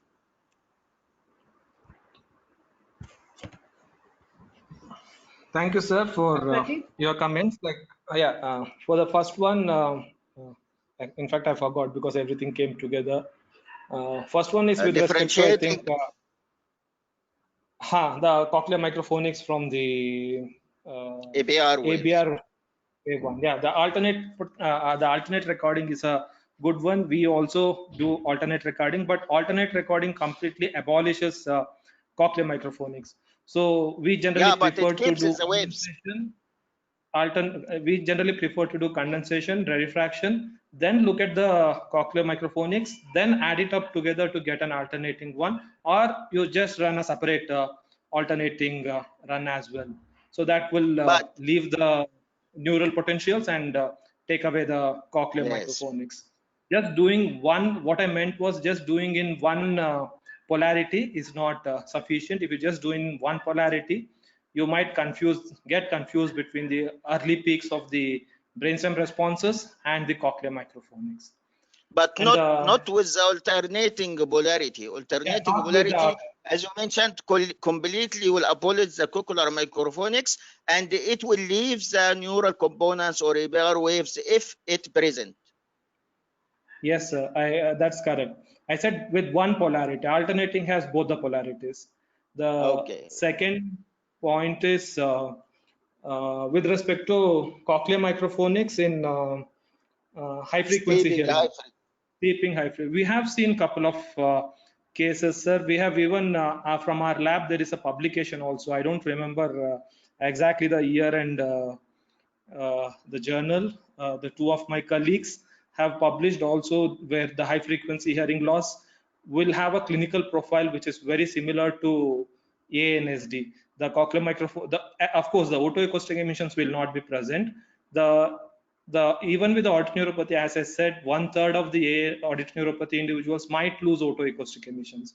So we tend to diagnose ANSD even when the otoacoustic emissions are absent, but cochlear microphonics are present and APR is absent. So in these set of individuals, the otoacoustic emissions are absent, but we have seen cochlear microphonics with no ABR, and sometimes they have been misdiagnosed as ANSD. But when we get a behavioral thresholds, we will know that it's a high frequency hearing loss. So what I suggested was do always a tone ABR, which is a standard protocol in our clinic. And as soon as the child is young enough, old enough to get some kind of a behavioral thresholds, either using a visual reinforcement audiometry or a play audiometry, get a low frequency behavioral threshold that will help in clarifying whether it's an ANSD or high frequency hearing loss. As young as like 6 months or 5 months, we have done VRS on many infants. So it's possible to get a behavioral threshold at least for few frequencies over multiple sittings in young infants or children, and that will definitely help in clarifying what is, whether it's a high frequency hearing loss or a ANSD. And the next one is about hair bundle. By hair bundle, I meant the stereocilias. The primarily they talk about stereocilias of the Hudspeth, and their colleagues talk about the stereocilias of the outer hair cells. I don't know whether I missed it saying outer hair cells. They primarily talk about the stereocilias of the outer hair cells, which has, or at least they have measured this on the stereocilias of the outer hair cells, and this nonlinearity seems to be more in the stereocilia of the outer hair cells compared to that of the inner hair cells. And the last one was what was the last one, sir? Side links also, lateral links, and Yeah, of course. I spoke only about the tip links. The side link is also equally important. There are studies which shows that the ions can even enter through the lateral links or through the side links. And the positive feedback, is it your description or you have a reference for? Okay, yeah. Positive feedback. A few authors have used the term positive feedback, and this positive feedback is primarily at the lower intensities. As the intensity increases, the amount of positive feedback goes on decreasing. That results in the compressive non-linearity. Thank you.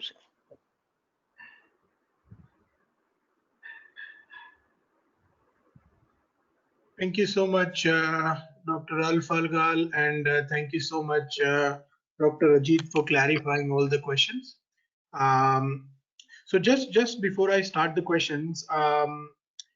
Al-Falgal raised a point that we do the cochlear microphonics, say for example, with clicks, and if we do the ABR with clicks as well. And you were saying, sir, that when you do a click evoked ABR, the stimulus is predominantly highlighted in the 2 to 4 kilohertz region.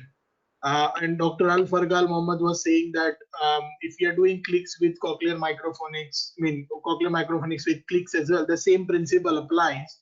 So what you are saying, just for the benefit of our listeners as well, what you are saying, Ajit sir, is that you've actually seen click evoked cochlear microphonics being present, but click evoked ABR being absent in those with some people with steeply sloping high frequency hearing loss. Am I getting this right? Yes, primarily in infants. And what do you attribute this to? Because if the stimulus is predominantly in the region where the hearing loss is maximum, shouldn't the cochlear microphonics be absent as well? What do you physiologically attribute this to? Theoretic, I don't think it is to do with the spectrum of the stimulus, because spectrum of the stimulus remains same whether it is click or whether it is cochlear microphonics or the ABR, because your transducer is the same.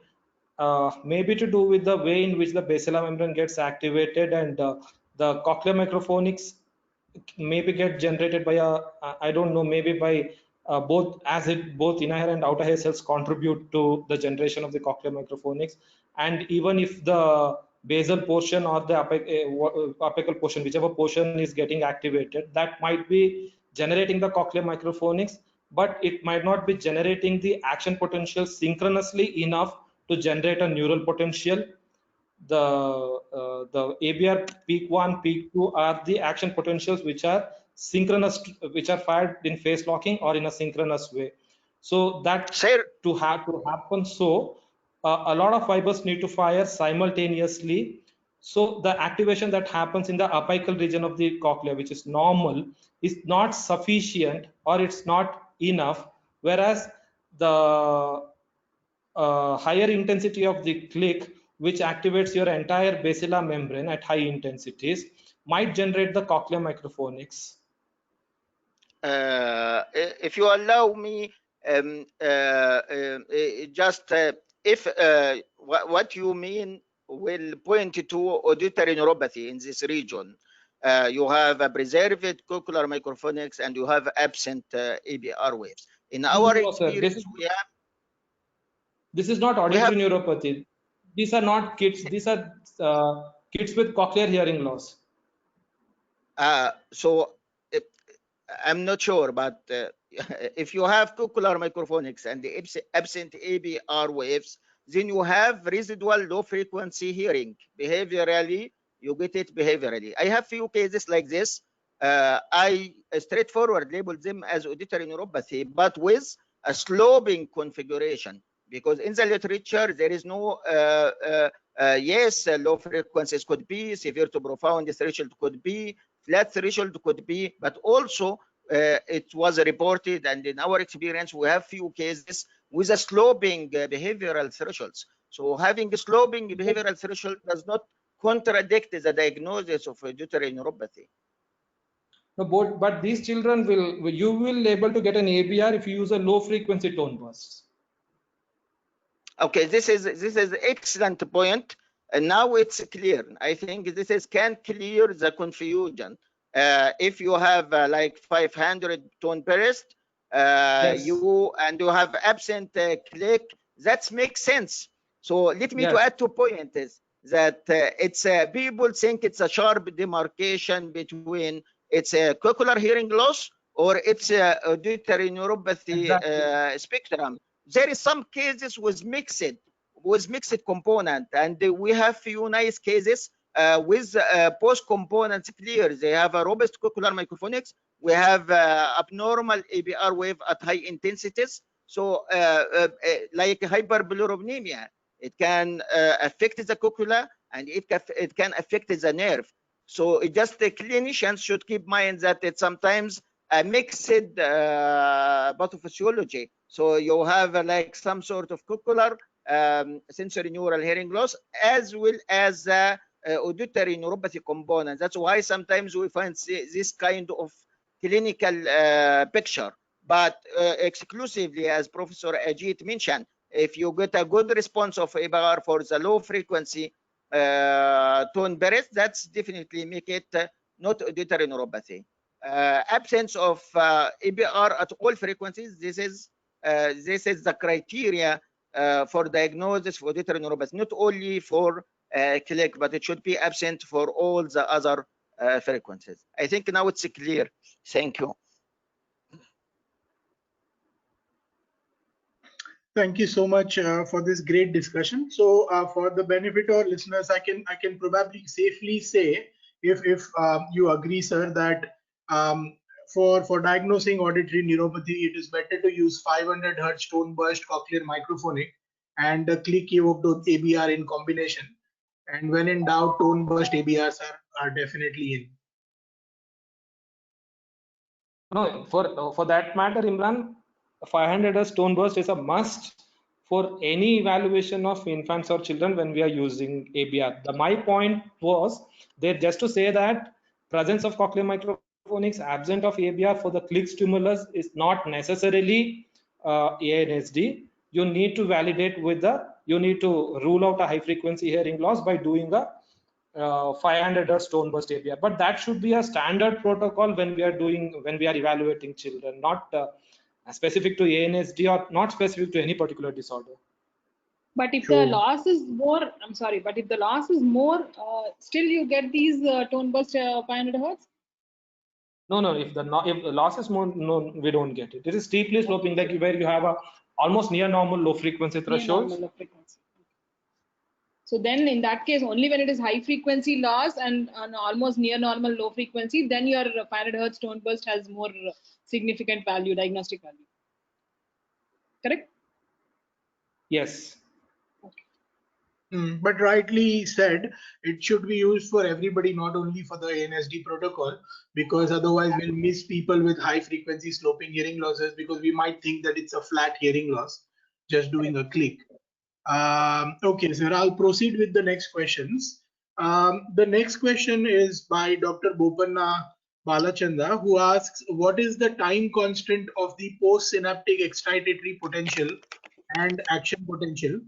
Or in other words, how fast the vesicles get generated after it is depleted? Sir,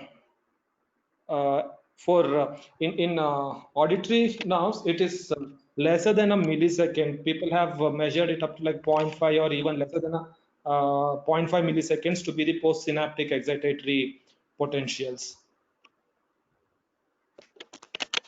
But in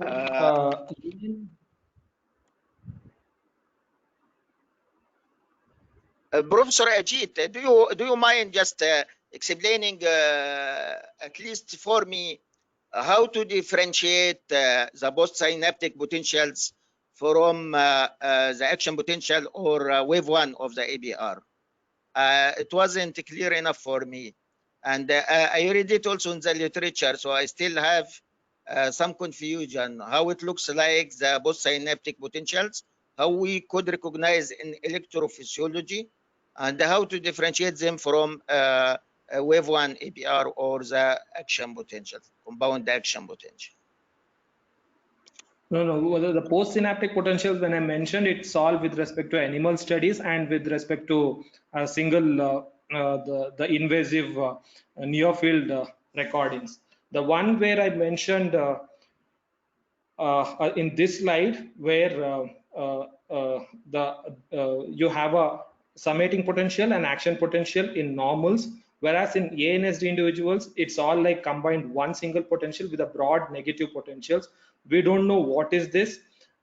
Even in the literature, it is not clear what is this, but a way of differentiating whether this is a neural potential or a receptor potential is by doing an adaptation paradigm, where if you record this potential for the first click, it will be of a higher amplitude, and if you go on recording the same thing again and again and again, the neural potential will adapt and the amplitude goes on decreasing, and the cochlear potential will also adapt but not to a same degree as that of the neural potential. So the summating potential remains, or it's relatively not so much adapting. So if the potential doesn't adapt so much, it appears that that's a cochlear potential, and if the potential adapts rapidly, that's a neural potential. Even this is an transtympanic recording done using a promontory electrodes in children who are candidates for cochlear implants. So in individuals with auditory dyssynchrony, they have said that it follows like three groups, where one group of individuals where it doesn't adapt, this a broad negative potential doesn't adapt, showing that it could be saying that it most probably is a receptor potential, not a neural potential. In other two groups, it adapts, which shows that it is a neural potential. It's a neural potential not big enough to generate the compound action potentials. It's not big enough to generate a compound action potential like the way the normals it happens in the normal individuals. It's a very broad negative potential that adapts over time. This is for the click 1, this is for the click 11. The amplitude of that reduces over time. Again, I said this is not this is done transtympanically. Professor Ajit, we have in like our evoked potential system, we have what's called the high frequency ECOG. So I think I'm not sure what kind of adaptation protocol you are using clinically, if you have one, because I think this high frequency ECOG with a 2 hertz tone burst, I think with a high rate at 90 per second. This is mainly for the neural adaptation and to separate to ensure or to determine the presence or absence of the summating potentials. So do you have a clinical protocol for the adaptation test or no? I did not get the question, sir. I understood I think till the point where you have an equipment which is called a high frequency ECOG, and that measures the neural adaptation. Then I lost it after that. Yeah, like we have ECOG for 2000 hertz tone burst with a 90 stimulus rate 90 per second. So we use this protocol to determine the presence or absence of summating potential. So Okay, if it continue to present the summating potential, that means it's preserved. So it means something post synaptic. But Yes, sir. you talked about the adaptation protocol. So what kind of adaptation protocol do you have? No, over here, what they used is a transtympanic electrode. So they did not have to average over a large number of recordings. So it's like for the click 1 versus the 11th click, and presented at 90 clicks per second. So clinically you don't have like a test this is for not from our adaptation, lab. or you do higher rate ABR, high rate click ABR, or what? Do you have any clinical protocol? For differentiating neural versus summating potentials, Yes. as you said, the high rate ABR, the presenting at a higher rate is an option which would tell whether the summating potential is adapting or not. But clinically, we find it very hard to measure summating potential, especially in where there is some amount of hearing loss, like ANSD, So because we I do don't use an recommend intratympanic you don't measures. have. We do with the extra tympanic echo electrode, with the gold foam electrode. Maybe you have a better opportunity to record the summating potentials. We don't use intratympanic, or even we don't use tympanic membrane echo, only the gold foam electrodes. That's what we use. Okay, we too use gold foam electrodes which are placed in the ear canal, Yes. not the on the tympanic membrane or intratympanic electrodes.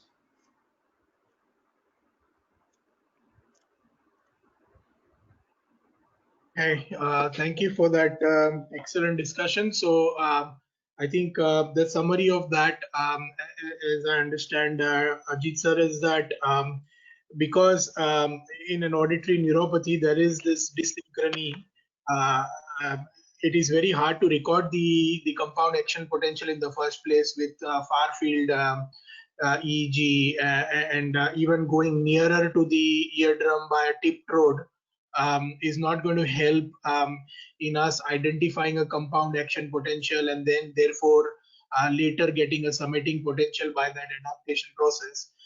We have to do a trans-tympanic recording to be able to do that. So clinically right now, differentiating pre and post synaptic without an actual invasive process is not possible. No, I didn't say not possible. It is difficult. See, Okay. even on normal, we are recording summating potential, but when I test like 10, we get it summating potential on 7. 3, we don't. We have not been able to record summating potential for various reasons. So it's difficult when the summating potentials are present. You can interpret it, but when it is absent, it is difficult to interpret whether it is absent because of certain other issues, or it is really absent because of a physiological reason. Is difficult to make out. That's interesting point. If because it will be helpful for the clinicians out there, sir. So what you are saying is that in a auditory neuropathy patient, we can in 70% of the cases use a tip rod. I meant normal. Oh, right. No. I'm talking about neuropathy, sir, because it would be helpful for the clinicians out there if there was a clinical protocol without trans-tympanic, ECOG, to be able to say, okay, this most likely is pre-synaptic or post-synaptic, so that they can recommend hearing aids or cochlear implants accordingly for the management.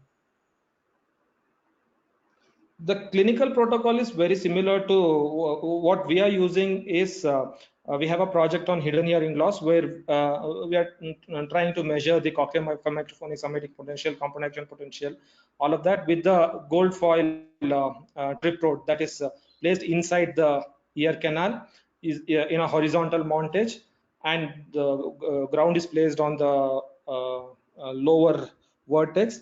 The repetition rate what we are using is in this project is about 20.1.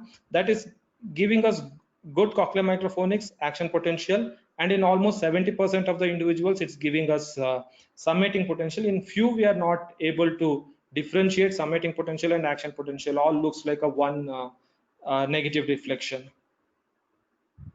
Right. Thank you, sir, for that. As a follow-up question to that, there is somebody who's asking about cochlear synaptopathy. Would you be able to clarify for us how do you differentiate cochlear synaptopathy from auditory neuropathy spectrum disorders? Okay.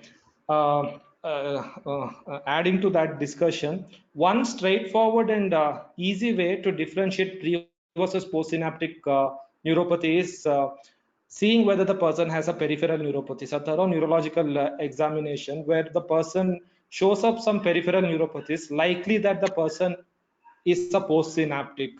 If the person doesn't have peripheral neuropathies, it's hard to interpret it. Most probably it's a presynaptic, but you can't rule out postsynaptic. But in people with peripheral neuropathy, you can be confident that the auditory neuropathy is postsynaptic because the same disease mechanism which has affected the other parts of the body is also playing up in the auditory mechanisms. Okay, the cochlear synaptopathy versus auditory neuropathy. Many people have.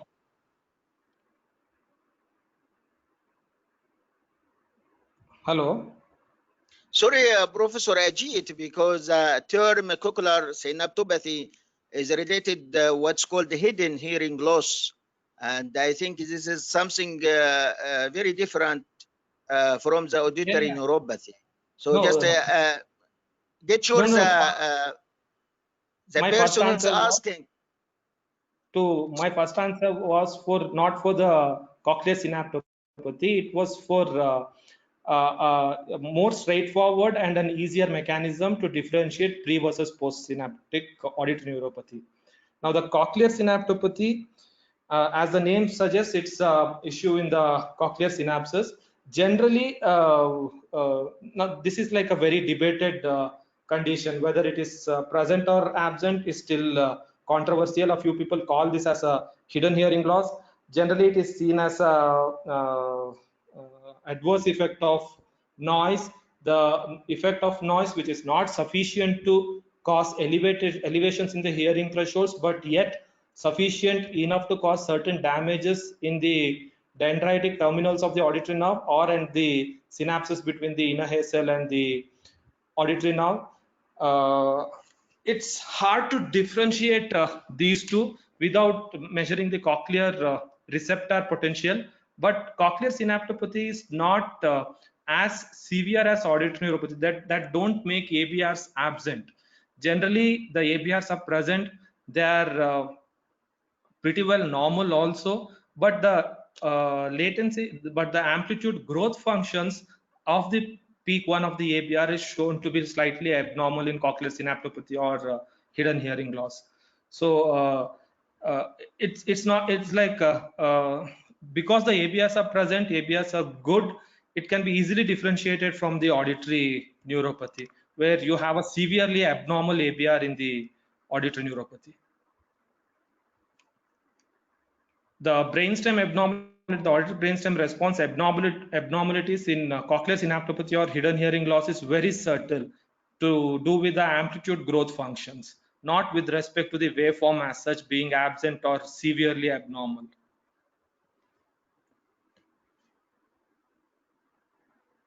Thank you, sir, for clarifying that. Sir, next question is in regards to EABR.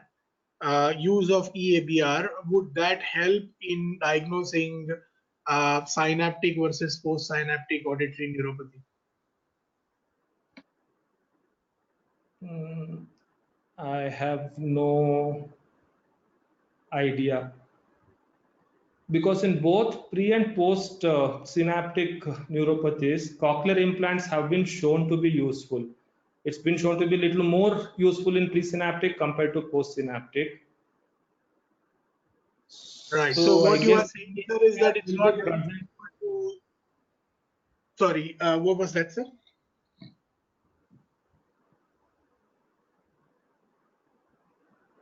No, I guess EABR should be present in both, but I have no experience or I have not read about EABRs in this. Okay.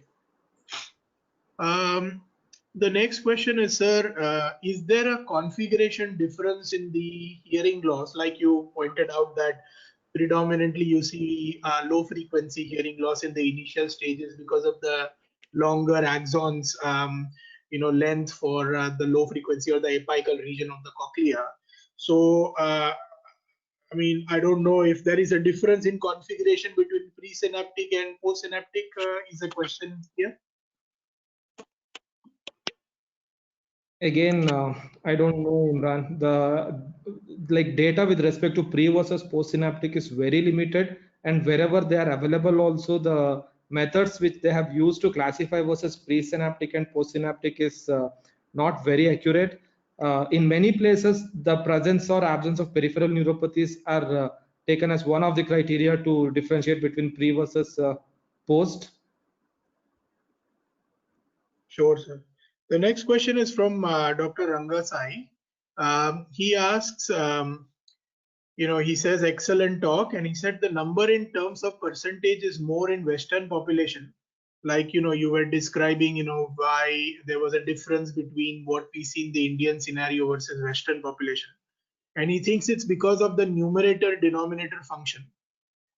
He also adds that the rubella children are even now over 40% of sensory neural hearing loss, which is absent in Western countries. What's your take on that? So basically, he's wanting to know, if it's different, like pathologies which are more often seen in India than in Western countries, that the numbers are different and the numerator denominator function as well.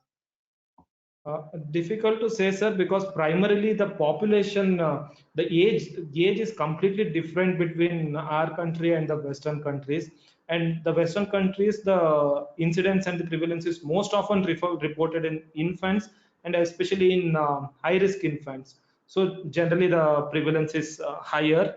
And in our country, we see a lot of adults. As I said, the reason could be many.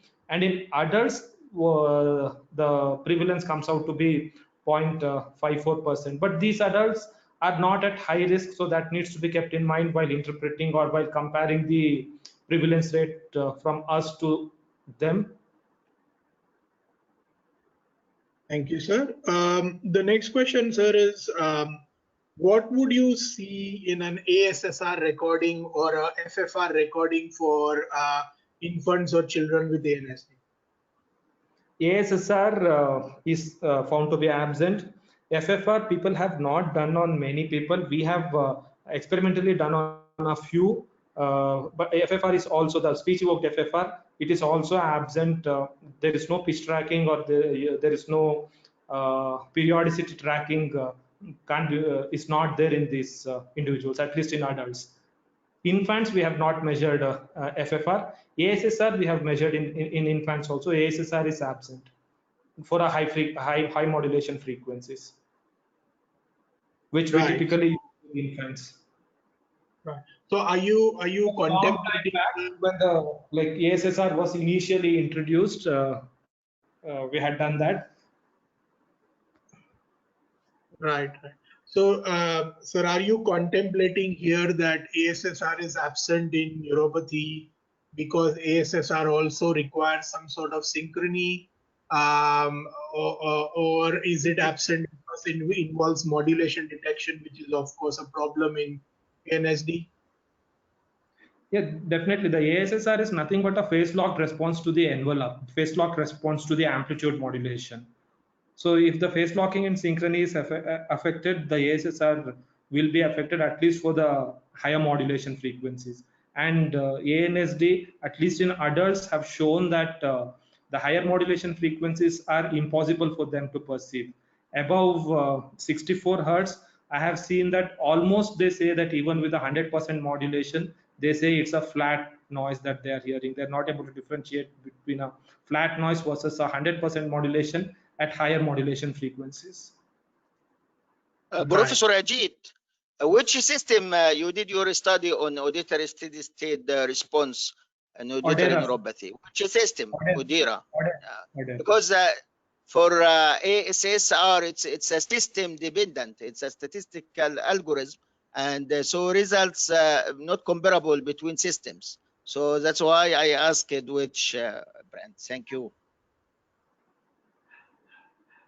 Thank you, sir. The next question, sir, which is kind of related to what the previous question was, is like you pointed out that.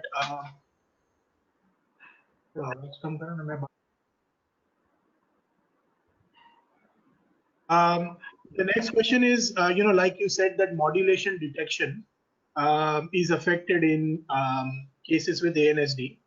So you also pointed out that low frequency modulation detection is predominantly better than high frequency modulation detection. So the question is, why is it is like that? And a follow up to that question is that can we use this in the benefit of designing hearing aids where we can use the envelope cues and not smear the envelope cues by channel free processing and things like that?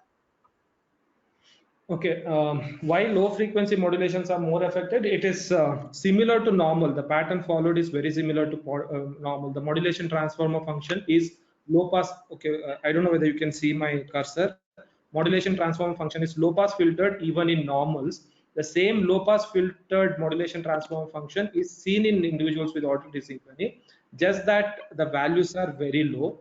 The one hypothesis that I gave is in the lower modulation frequencies, though the compound action potentials get broadened, still because the envelope is far apart, there is enough time that they're able to detect slightly better. Whereas at the higher modulation frequencies, if the action potential, the compound action potential gets broadened, it just collapses all the modulation frequencies together, and they are no more able to differentiate between this versus this versus this. That may be one of the reasons, but the pattern followed is similar to that of a normal, which is low pass characteristic, that temporal modulation transfer function. And whether we can use this in hearing aids, I think there are a couple of attempts being made. I don't know whether Vanaja madam is still there. Vanaja madam's PhD candidate Vijay worked on enhancing the envelope and studying the perception of the speech, and I suppose it did help. Is madam there? No, right? Not here. She's not here. She just left. She's not here. Yeah. She's not here. So, She just left. so they studied enhancing the envelopes of the speech by about 20 dB, and saw what happens to the perception of speech in these individuals. It did help it did improve the comprehension of speech. Not in everyone, but I think a subgroup of auditory dyssynchrony benefited from this envelope enhancement. Now, in the hearing aid, now it has to be done real time. You need to process the envelopes real time. I don't know how easy or difficult that is, and as of now, I don't think any today's hearing aids have that functions to enhance the envelope. And with regard to channel free hearing aids, I really don't know what is channel free in those channel free hearing aids. In fact, I don't know how do they at least when they do a compression, or when they do a compressive amplification, how is that possible without dividing into the different channels? If they do everything together, it acts like a analog hearing aids. Probably when they call channel free, it is channel free only with respect to initial processing and not with respect to later processing. I really don't know, but I remember somewhere vaguely reading a study comparing channel free versus channel hearing aids in individuals with auditory dyssynchrony, but I really don't remember the results of that. I think Prashant did that. If he's here, he can answer.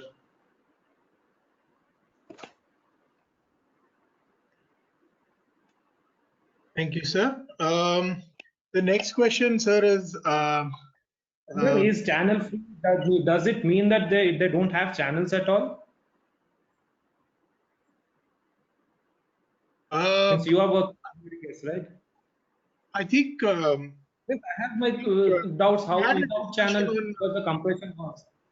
yeah. No, I think the predominant difference, as far as I mean, we had discussed on the group and otherwise as well, is that they do have channels where we can independently adjust the compression ratio, because the whole definition of channels is that where we can independently adjust the compression features in a certain band.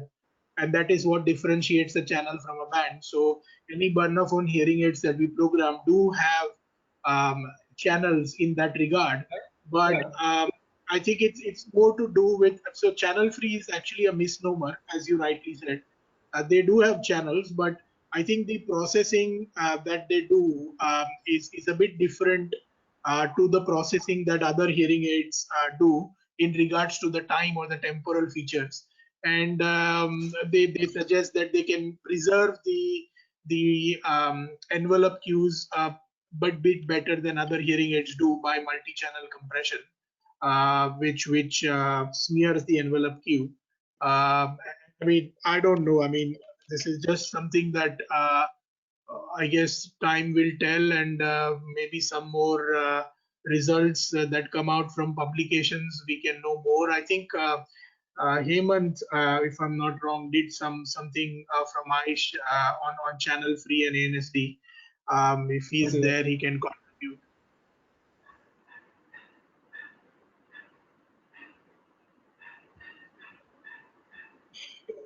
Can I go to the next question, sir? Yes.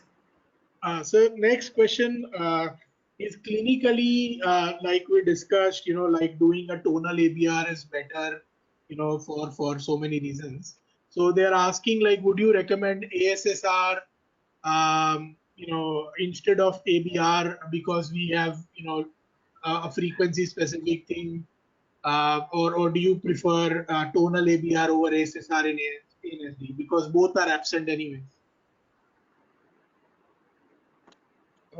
This is my very personal opinion. I don't really recommend any of it. My personal preference is ABR, the tone ABR, doing it at 500 hertz and at other frequencies. I have no preference or unliking for ASSR, but always I found ABR is more easy.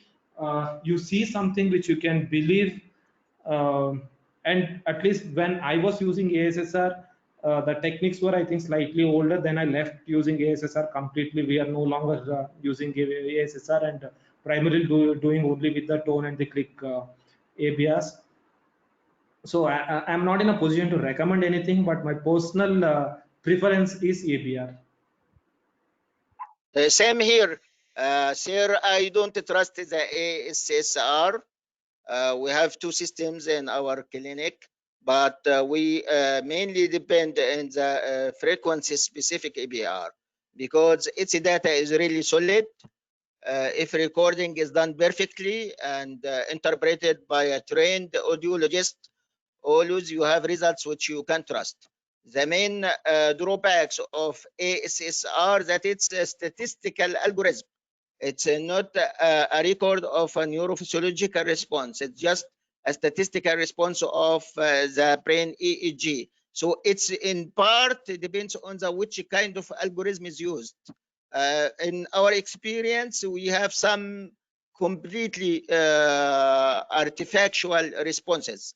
So it's not a standalone test, and it's you cannot trust, and it's not recommended to replace ABR in any guidelines. Still, as Professor Ajit mentioned, ABR is the standard.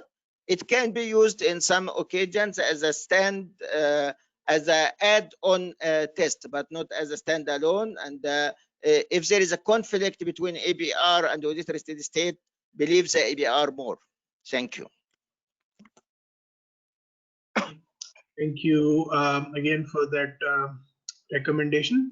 The next question, sir, is regarding those few cases that we were discussing, and you rightly pointed out where in the later stages the OAs and the cochlear microphonics get depleted, so it is hard to record them.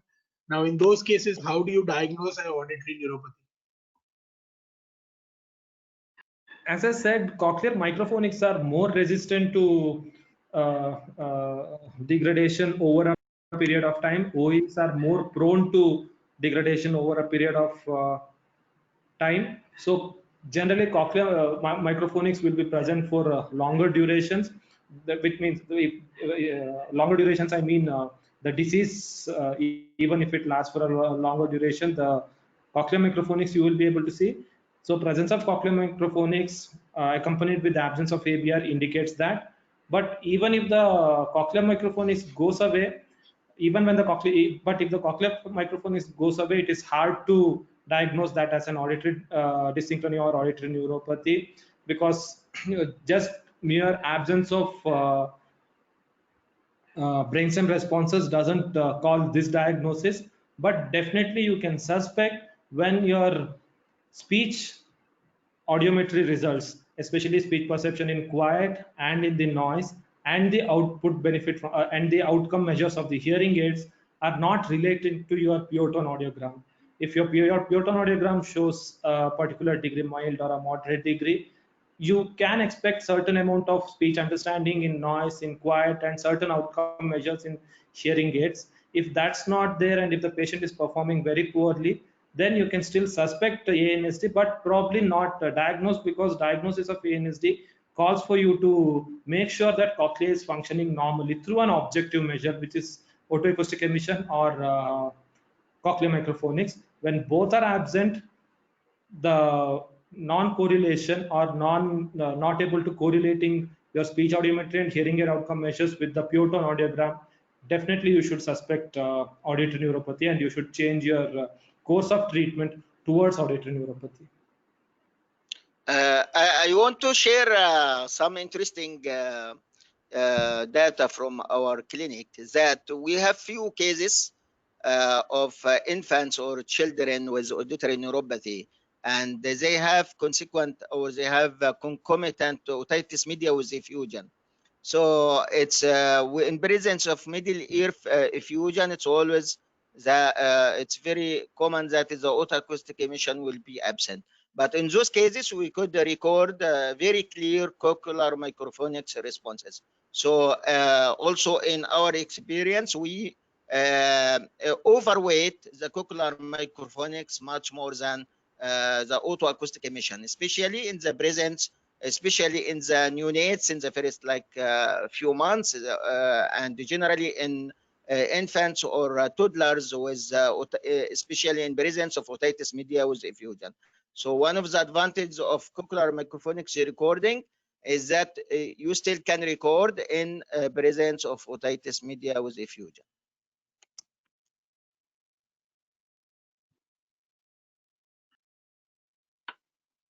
Thank you, sir. Can I go to the next question? Yes. So it's a follow-up question to what we were discussing. So I thought I'd ask this one first.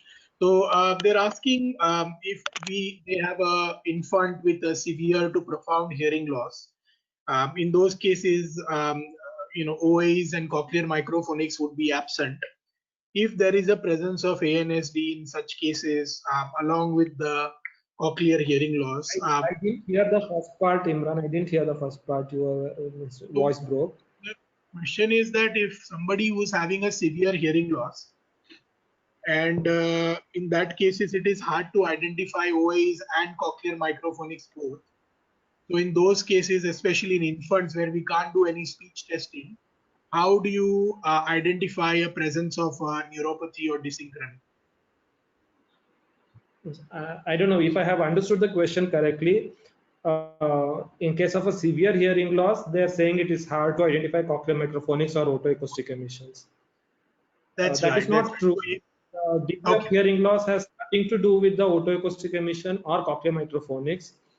In ANSD, you can have a profound degree of hearing loss, yet have a normal cochlear microphonics, normal otoacoustic emission in individuals with the auditory neuropathy spectrum disorder. This is one. The second point, if the OEs and the cochlear microphonics go away because of progression of the disorder or over time in these individuals with profound hearing loss, then it becomes difficult to identify or difficult to even suspect the ANSD without speech results. Oh, sir. Thank you so much for there is no relationship between the pure tone audiogram, degree of hearing loss, and the presence or absence of your otoacoustic emissions or the cochlear microphonics. Irrespective of degree of hearing loss, you can have OEs present, cochlear microphonics present, if it is an auditory neuropathy spectrum disorder. but they may go away over a period of time because of the progression. Thank you so much for clarifying this for the Doctor- clinicians. So, like, Imran, Yeah. 1 second. Dr. Shiv Shankar would like to contribute something. Sure. Hey, Imran, can you hear me? Yes, sir. No, I was not knowing that I'm also a panelist here. Well, when you have confusion with the auditory neuropathy spectrum disorder in the absence of OE and the absence of ABR, in such cases, I think we need to take the neurological opinion and get a neuroradiological investigation done to rule out any other related conditions, any other space occupying conditions, or maybe to find out any other secondary neuropathic conditions in them. I think that is a requirement for us to say that the patient is ANSD. And in the second one, this post-synaptic, which Ajit was talking about, where peripheral neuropathy with ANSD will fall under the post-synaptic. And somebody asked question, what are the different types of hearing configuration that you would see in such patients, right? What I would say that in the post-synaptic or with the secondary auditory neuropathic condition, that you also have low frequency, high frequency, flat frequency. So there is no set of kind of configuration that you would see that we have observed so far with neurological conditions where we have seen auditory neuropathy in them. This is just I wanted to add to the discussion. Imran. Thank you, sir. Thank you so much, sir. And I will go to the next question. Ajit, sir, is that okay? Yeah, fine.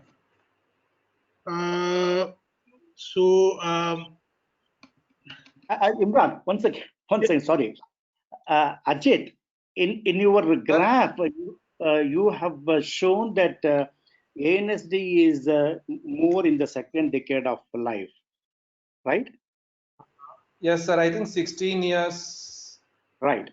Now that probably so as compared to the Western, probably so in our country, because I think the children will get into the competing auditory situations when they get into the second decade of life. Most of the time in the first decade, it's more of one-to-one and things like that. Very few children come up and say that we have the problem, or the parents recognize that they have the problem. But majority of the people would recognize it when they get into the academic standards, and that's where they find it difficult to understand speech, and that's how I think they are being referred. And we feel that the second decade of life is more in our population, which I have also seen in our ANSD group. That could be one reason, Yes, which I means I just to add on this, in this particular group and little lower age group, we have seen at least some 20% of the people who primarily report after their puberty, after they attain their puberty. Yeah, I don't know the reason. Maybe to do with the hormone. We don't know the reason, but generally they say that it all started after that. Yes, it could be just a coincidence too, because even otherwise, there's a time where this happens along with the academic, pressure, the school Yes, pressure, environmental pressure. Unless we look into the other part of biochemical change, we'll not be able to make any correlation with that, right? Yes, sir. Yeah. Thank you. Thank you so much, Shiv Shankar sir, for adding that information. So the next question, what I've tried to do is collated a few questions because they were on the similar aspect. So what they are asking is that, like you talked about cortical evoked auditory potentials in ANSD. So the first aspect they want to know, a lot of people want to know, is that are cortical evoked potentials going to be present in all forms of auditory neuropathy, or only some forms, all patients or all severities, or only some? So that will be the first part. Would you like to answer that first, or should I continue the second and the third? I don't know the all forms. I don't know whether they're meaning postsynaptic, presynaptic. Yeah, We have never tried. that's what they say. Okay, that I don't know whether it is present in all forms or it varies with respect to forms, but it is present in majority. Uh, uh, when we are able to record some amount of speech understanding for sentence material, typically the cortical evoked potentials are present. And when they are present, generally they are in a good configuration, though the amplitude is slightly less, the latencies are slightly prolonged, but you can clearly make out the peaks. Okay. And the next part of that question is, can presence of cortical potentials in conditions where cochlear microphonics and OAE are depleted help in confirming ANSD diagnosis?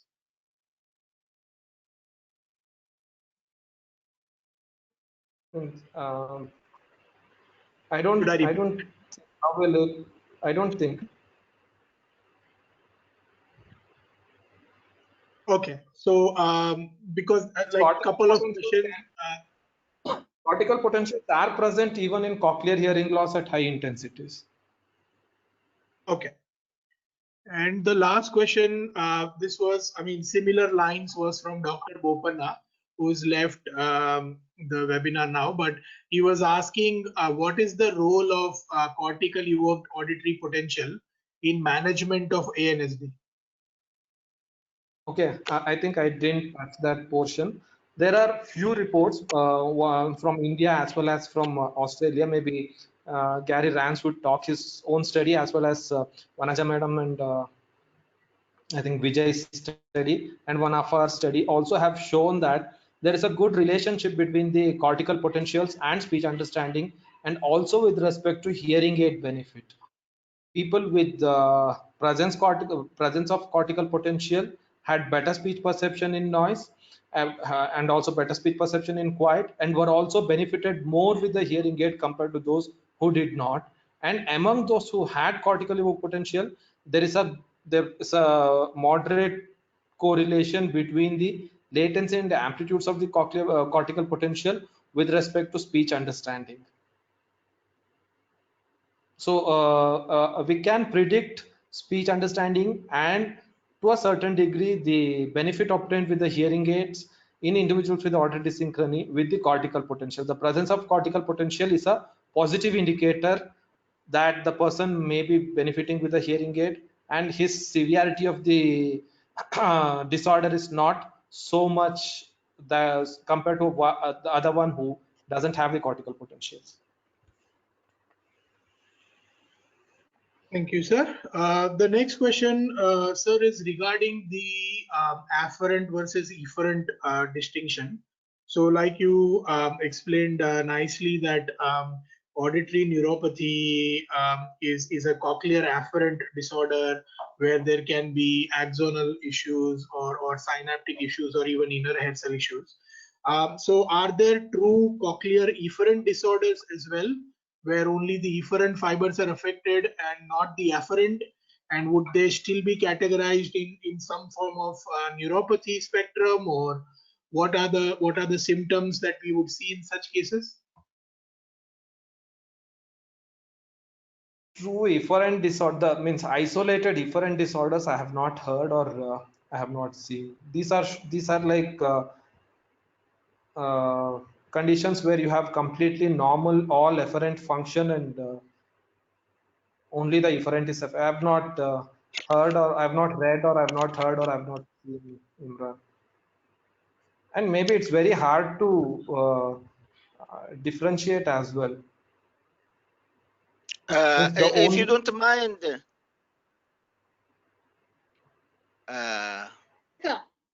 Yes, sir. Professor Ajit, you know I am Egyptian.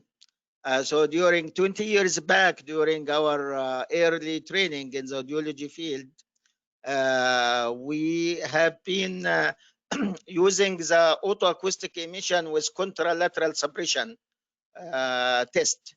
We have been using it very frequently as a part of the central auditory processing test battery. So it's one of the differential diagnoses of auditory neuropathy spectrum is the central auditory processing disorders, which it's a debate area, not clear everywhere. But in those cases with central auditory processing disorders, you can find they have abnormal suppression of otoacoustic emission with the contralateral masking, which is considered as a test of the olivocochlear bundle, which is a efferent system. But usually they have a normal ABR, normal otoacoustic emission, absent cochlear microphoning. So the main differentiation is to have a normal ABR. So those cases with abnormal ABR, you cannot diagnose as central auditory processing disorders.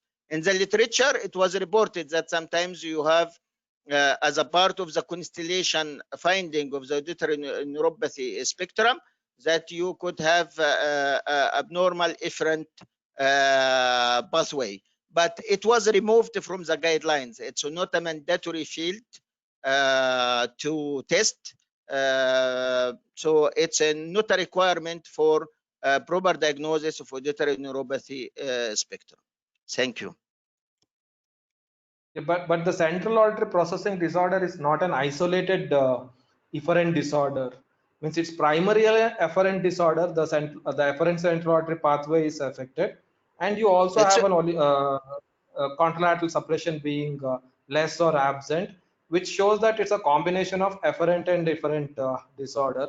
The question was about, is there an isolated efferent disorder, which I'm not aware. Yeah, I got it. You are right. Yes. Yes. Okay, thank you so much for clarifying that. The next question, sir, is have you ever seen somebody having auditory neuropathy after cochlear implant surgery, like an acquired form, due to the surgery or the iatrogenic trauma itself? I have not seen, but even if we have one, I don't think how will we figure it out, because you have destroyed the cochlea, so naturally everything, the cochlear receptor potential and the otoacoustic emission, everything is lost. So how will you figure it out? And I don't know, why should you have it as a consequence? Means I have not seen. There is two conditions, medical conditions.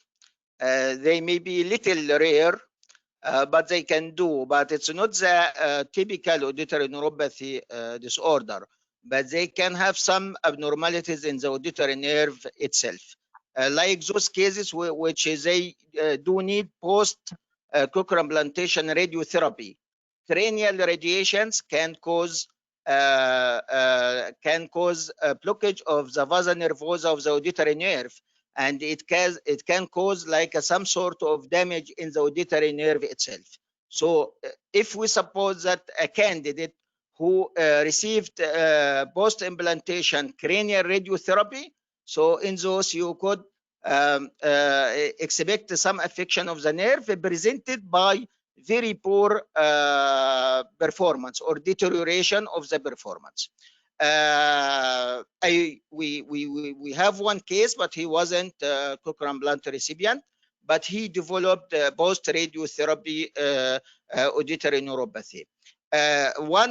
Recently I have been in a meeting where they presented a very complex case about a young girl, 20 years old, post cochlear implantation. She developed some sort of anorexia nervosa, and she developed some nutritional deficiencies. Then her speech understanding and even the aided responses with the cochlear implant, they got very bad deterioration. And all the team, they didn't have any explanation. They troubleshoot, they did everything, and really nothing worked. So once they told me about this case, was my thoughts goes immediately to the thiamine deficiency. So I do believe some cases of like thiamine deficiency, hypovitaminosis, or these metabolic conditions which can affect the central nervous system, can also cause some deterioration of the performance in post-cochlear implantation. So still disorders which can in different ways affect the auditory nerve, they can cause unexplained deterioration of the performance of the cochlear implantation. And those couple of scenarios, like the post-operative cranial radiotherapy or the thiamine deficiency after nutritional deficiency, those also could cause deterioration through affection of the auditory nerve. Dr. Thank you. Mohammed, Dr. Yeah. Mohammed, you have Yes, just now spoken, but I feel that there are two different conditions at two different time points post cochlear implant. So it is not immediately after cochlear implant that the candidate has auditory. No. After years, like after time of documentation. Right. Yeah. Two different conditions existing at two different time points. Right. This is how I understood the question.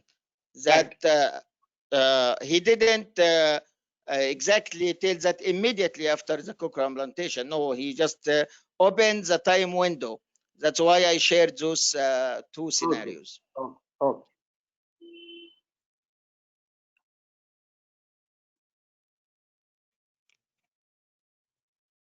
Imran, next question.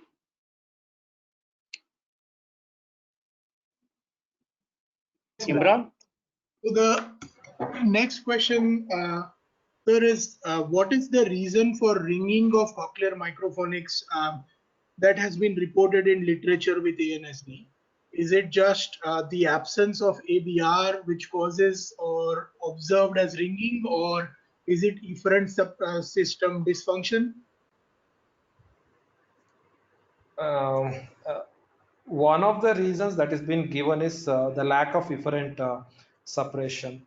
The efferent suppression would reduce the OEs that would get enhanced without efferent suppression.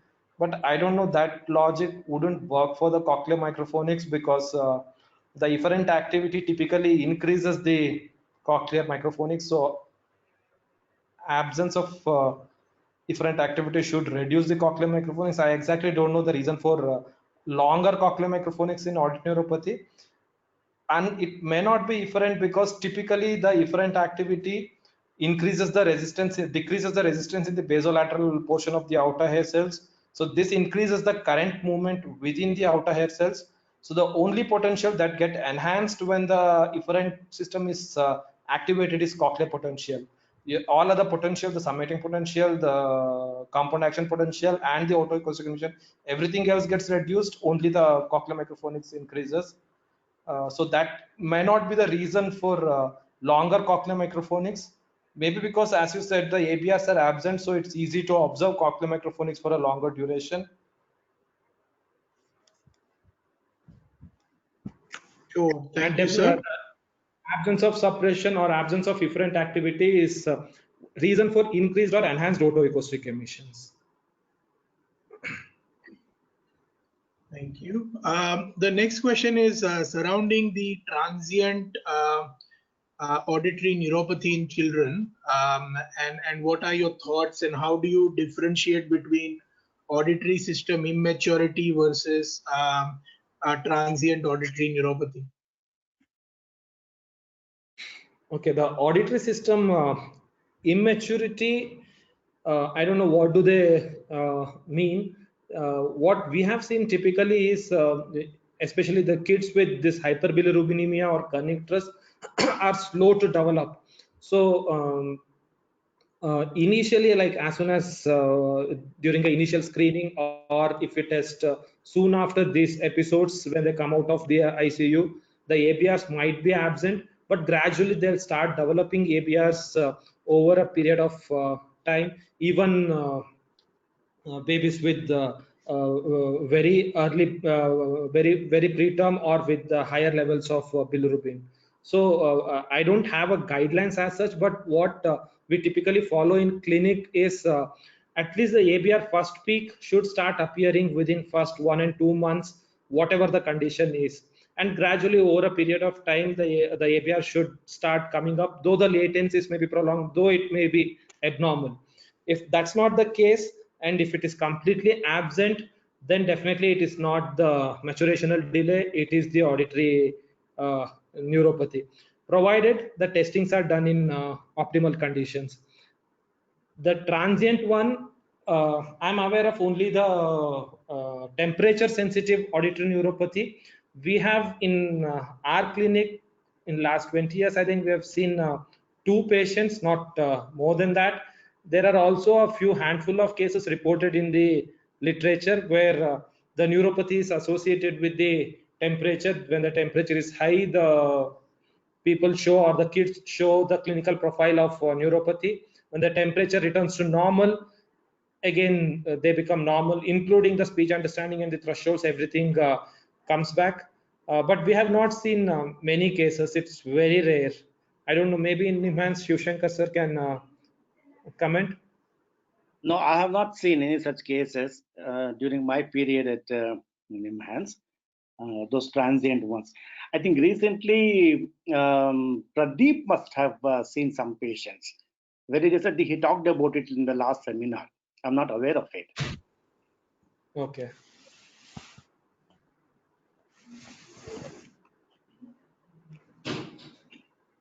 Thank you, sir. But with respect to there is no point in waiting beyond 2 or 3 months when the ABR is flat. At least you should see early peaks, how much ever maturation delay it is, provided again the testing is done properly. Yes, sir. This question is about management of neuropathy with normal hearing sensitivity.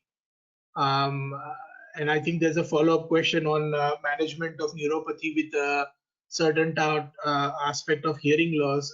Do you have any experience or recommendations for how would you manage like CI, hearing aid, lip reading? What are your...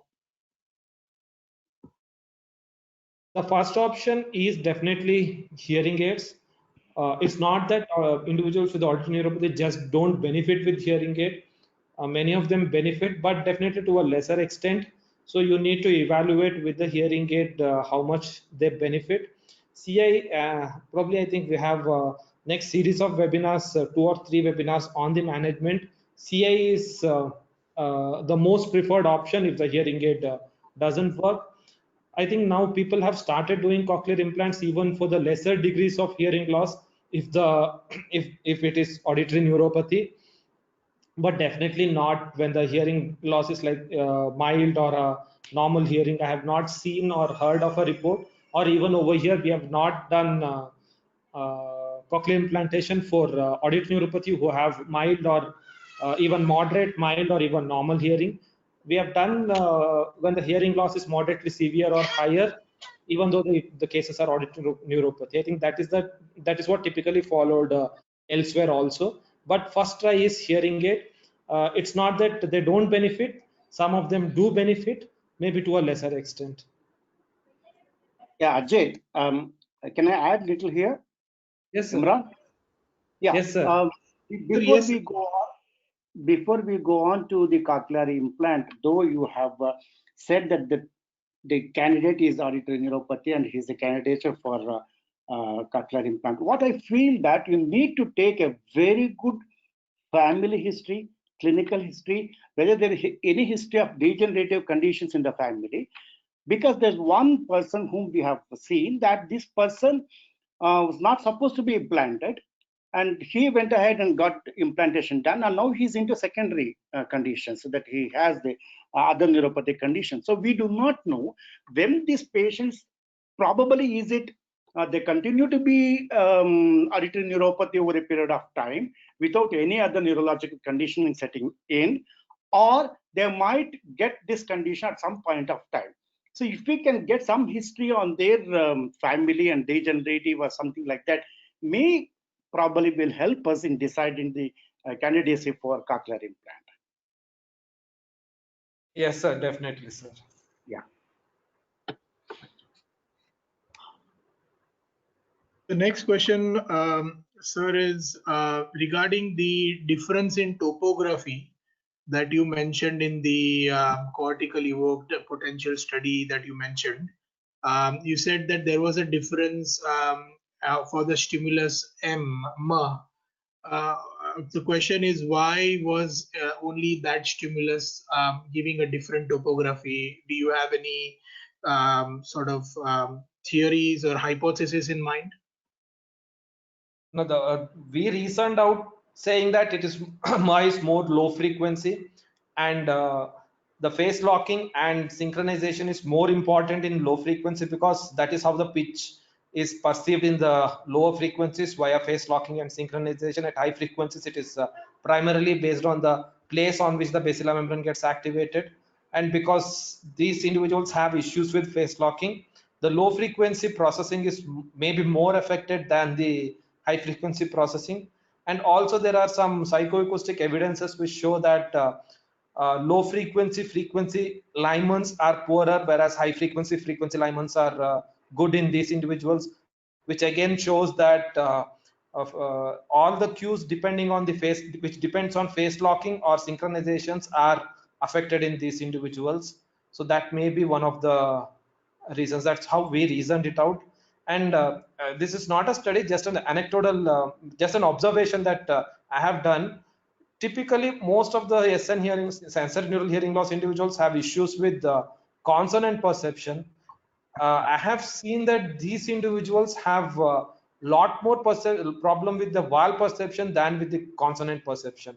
Not that they don't have a consonant perception issues, but their perception of vowels are more affected than the consonants, unlike conventional sensory neural hearing loss. We didn't explore it much. It's just a clinical observation. It is true, Ajit, short versus long duration vowels, they have problems, perception of the vowels.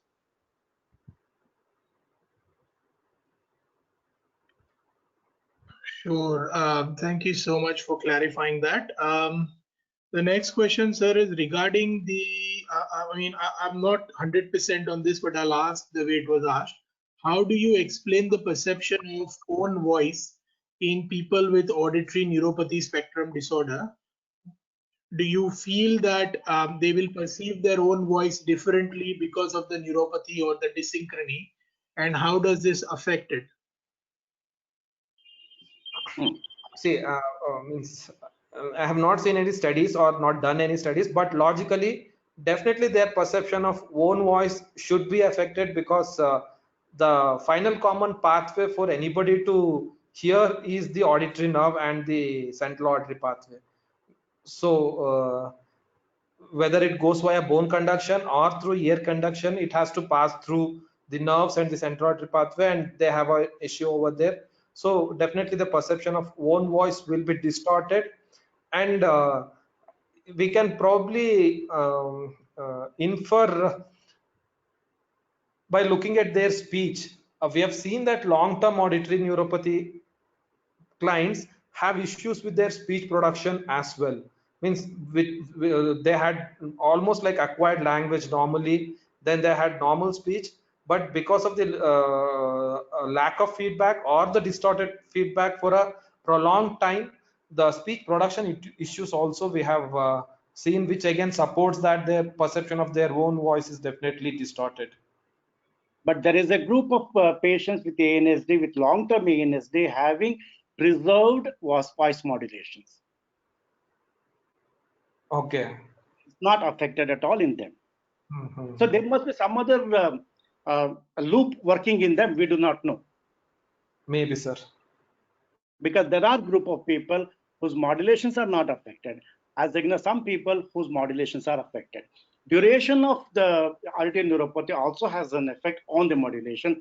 Some of them with a shorter duration may show a lot of problems in their speech, but some of them with longer duration still preserves the speech pattern.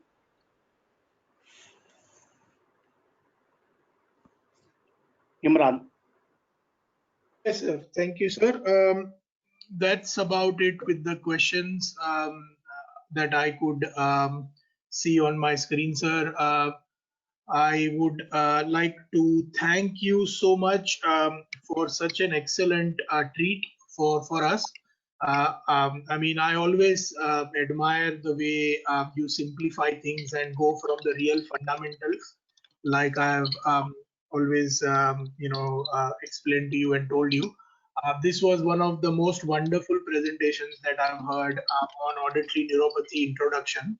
And I think it was a very good refresher on auditory physiology for all of us. I'm sure we all agree that it was a treat on a Saturday.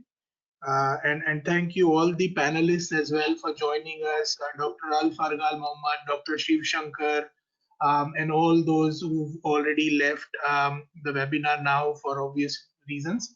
But yeah, thank you so much for making this a success. And I'm sure that the next few weeks will be a treat as well with the other speakers to follow. Thank you. I would like to add here, Dr. Jeet, we really are happy and thankful to you, because this will definitely help us understand the deeper concepts of ANSD, assessment, management, different aspects of cortical evoked potentials, somatic conditions, which are being presented in the next few webinars. So definitely this would have been useful for people who it should not be like students are missing out on this. The students definitely would have got the kickstart and they would understand better when it comes to the next few speakers. So thanks a lot for this, cover up in terms of starting from physiology of a normal ear mechanism till the present situation. Thank you. Thanks a lot. And thank you, panelists, and thank you, Dr. Shiv Shankar and Dr. Fargar, to contribute and add your information. Thanks a lot. And I thank the audience. We have extremely large audience today. We had around 480 audience at one point of time. As as time passes, I think we have few of them dropping down, but otherwise we had seen a lot active participation of a lot of audience, and we have few more questions. Imran, we have few questions which I think I will forward it to Dr. Ajit, because it is really hard for him. It's already 3.5 hours since he's sitting with the presentation. I think we should end this here. Is that okay? Thank you. Thank you all. Thank you, sir. Thank you, Dr. Alfra Mohammed. And a special thanks to Imran and Srividya for putting up this wonderful show. Definitely, I'm sure next coming weeks we'll have a feast and we'll have wonderful presentations. Thank you, both of you. Thank you so much, sir.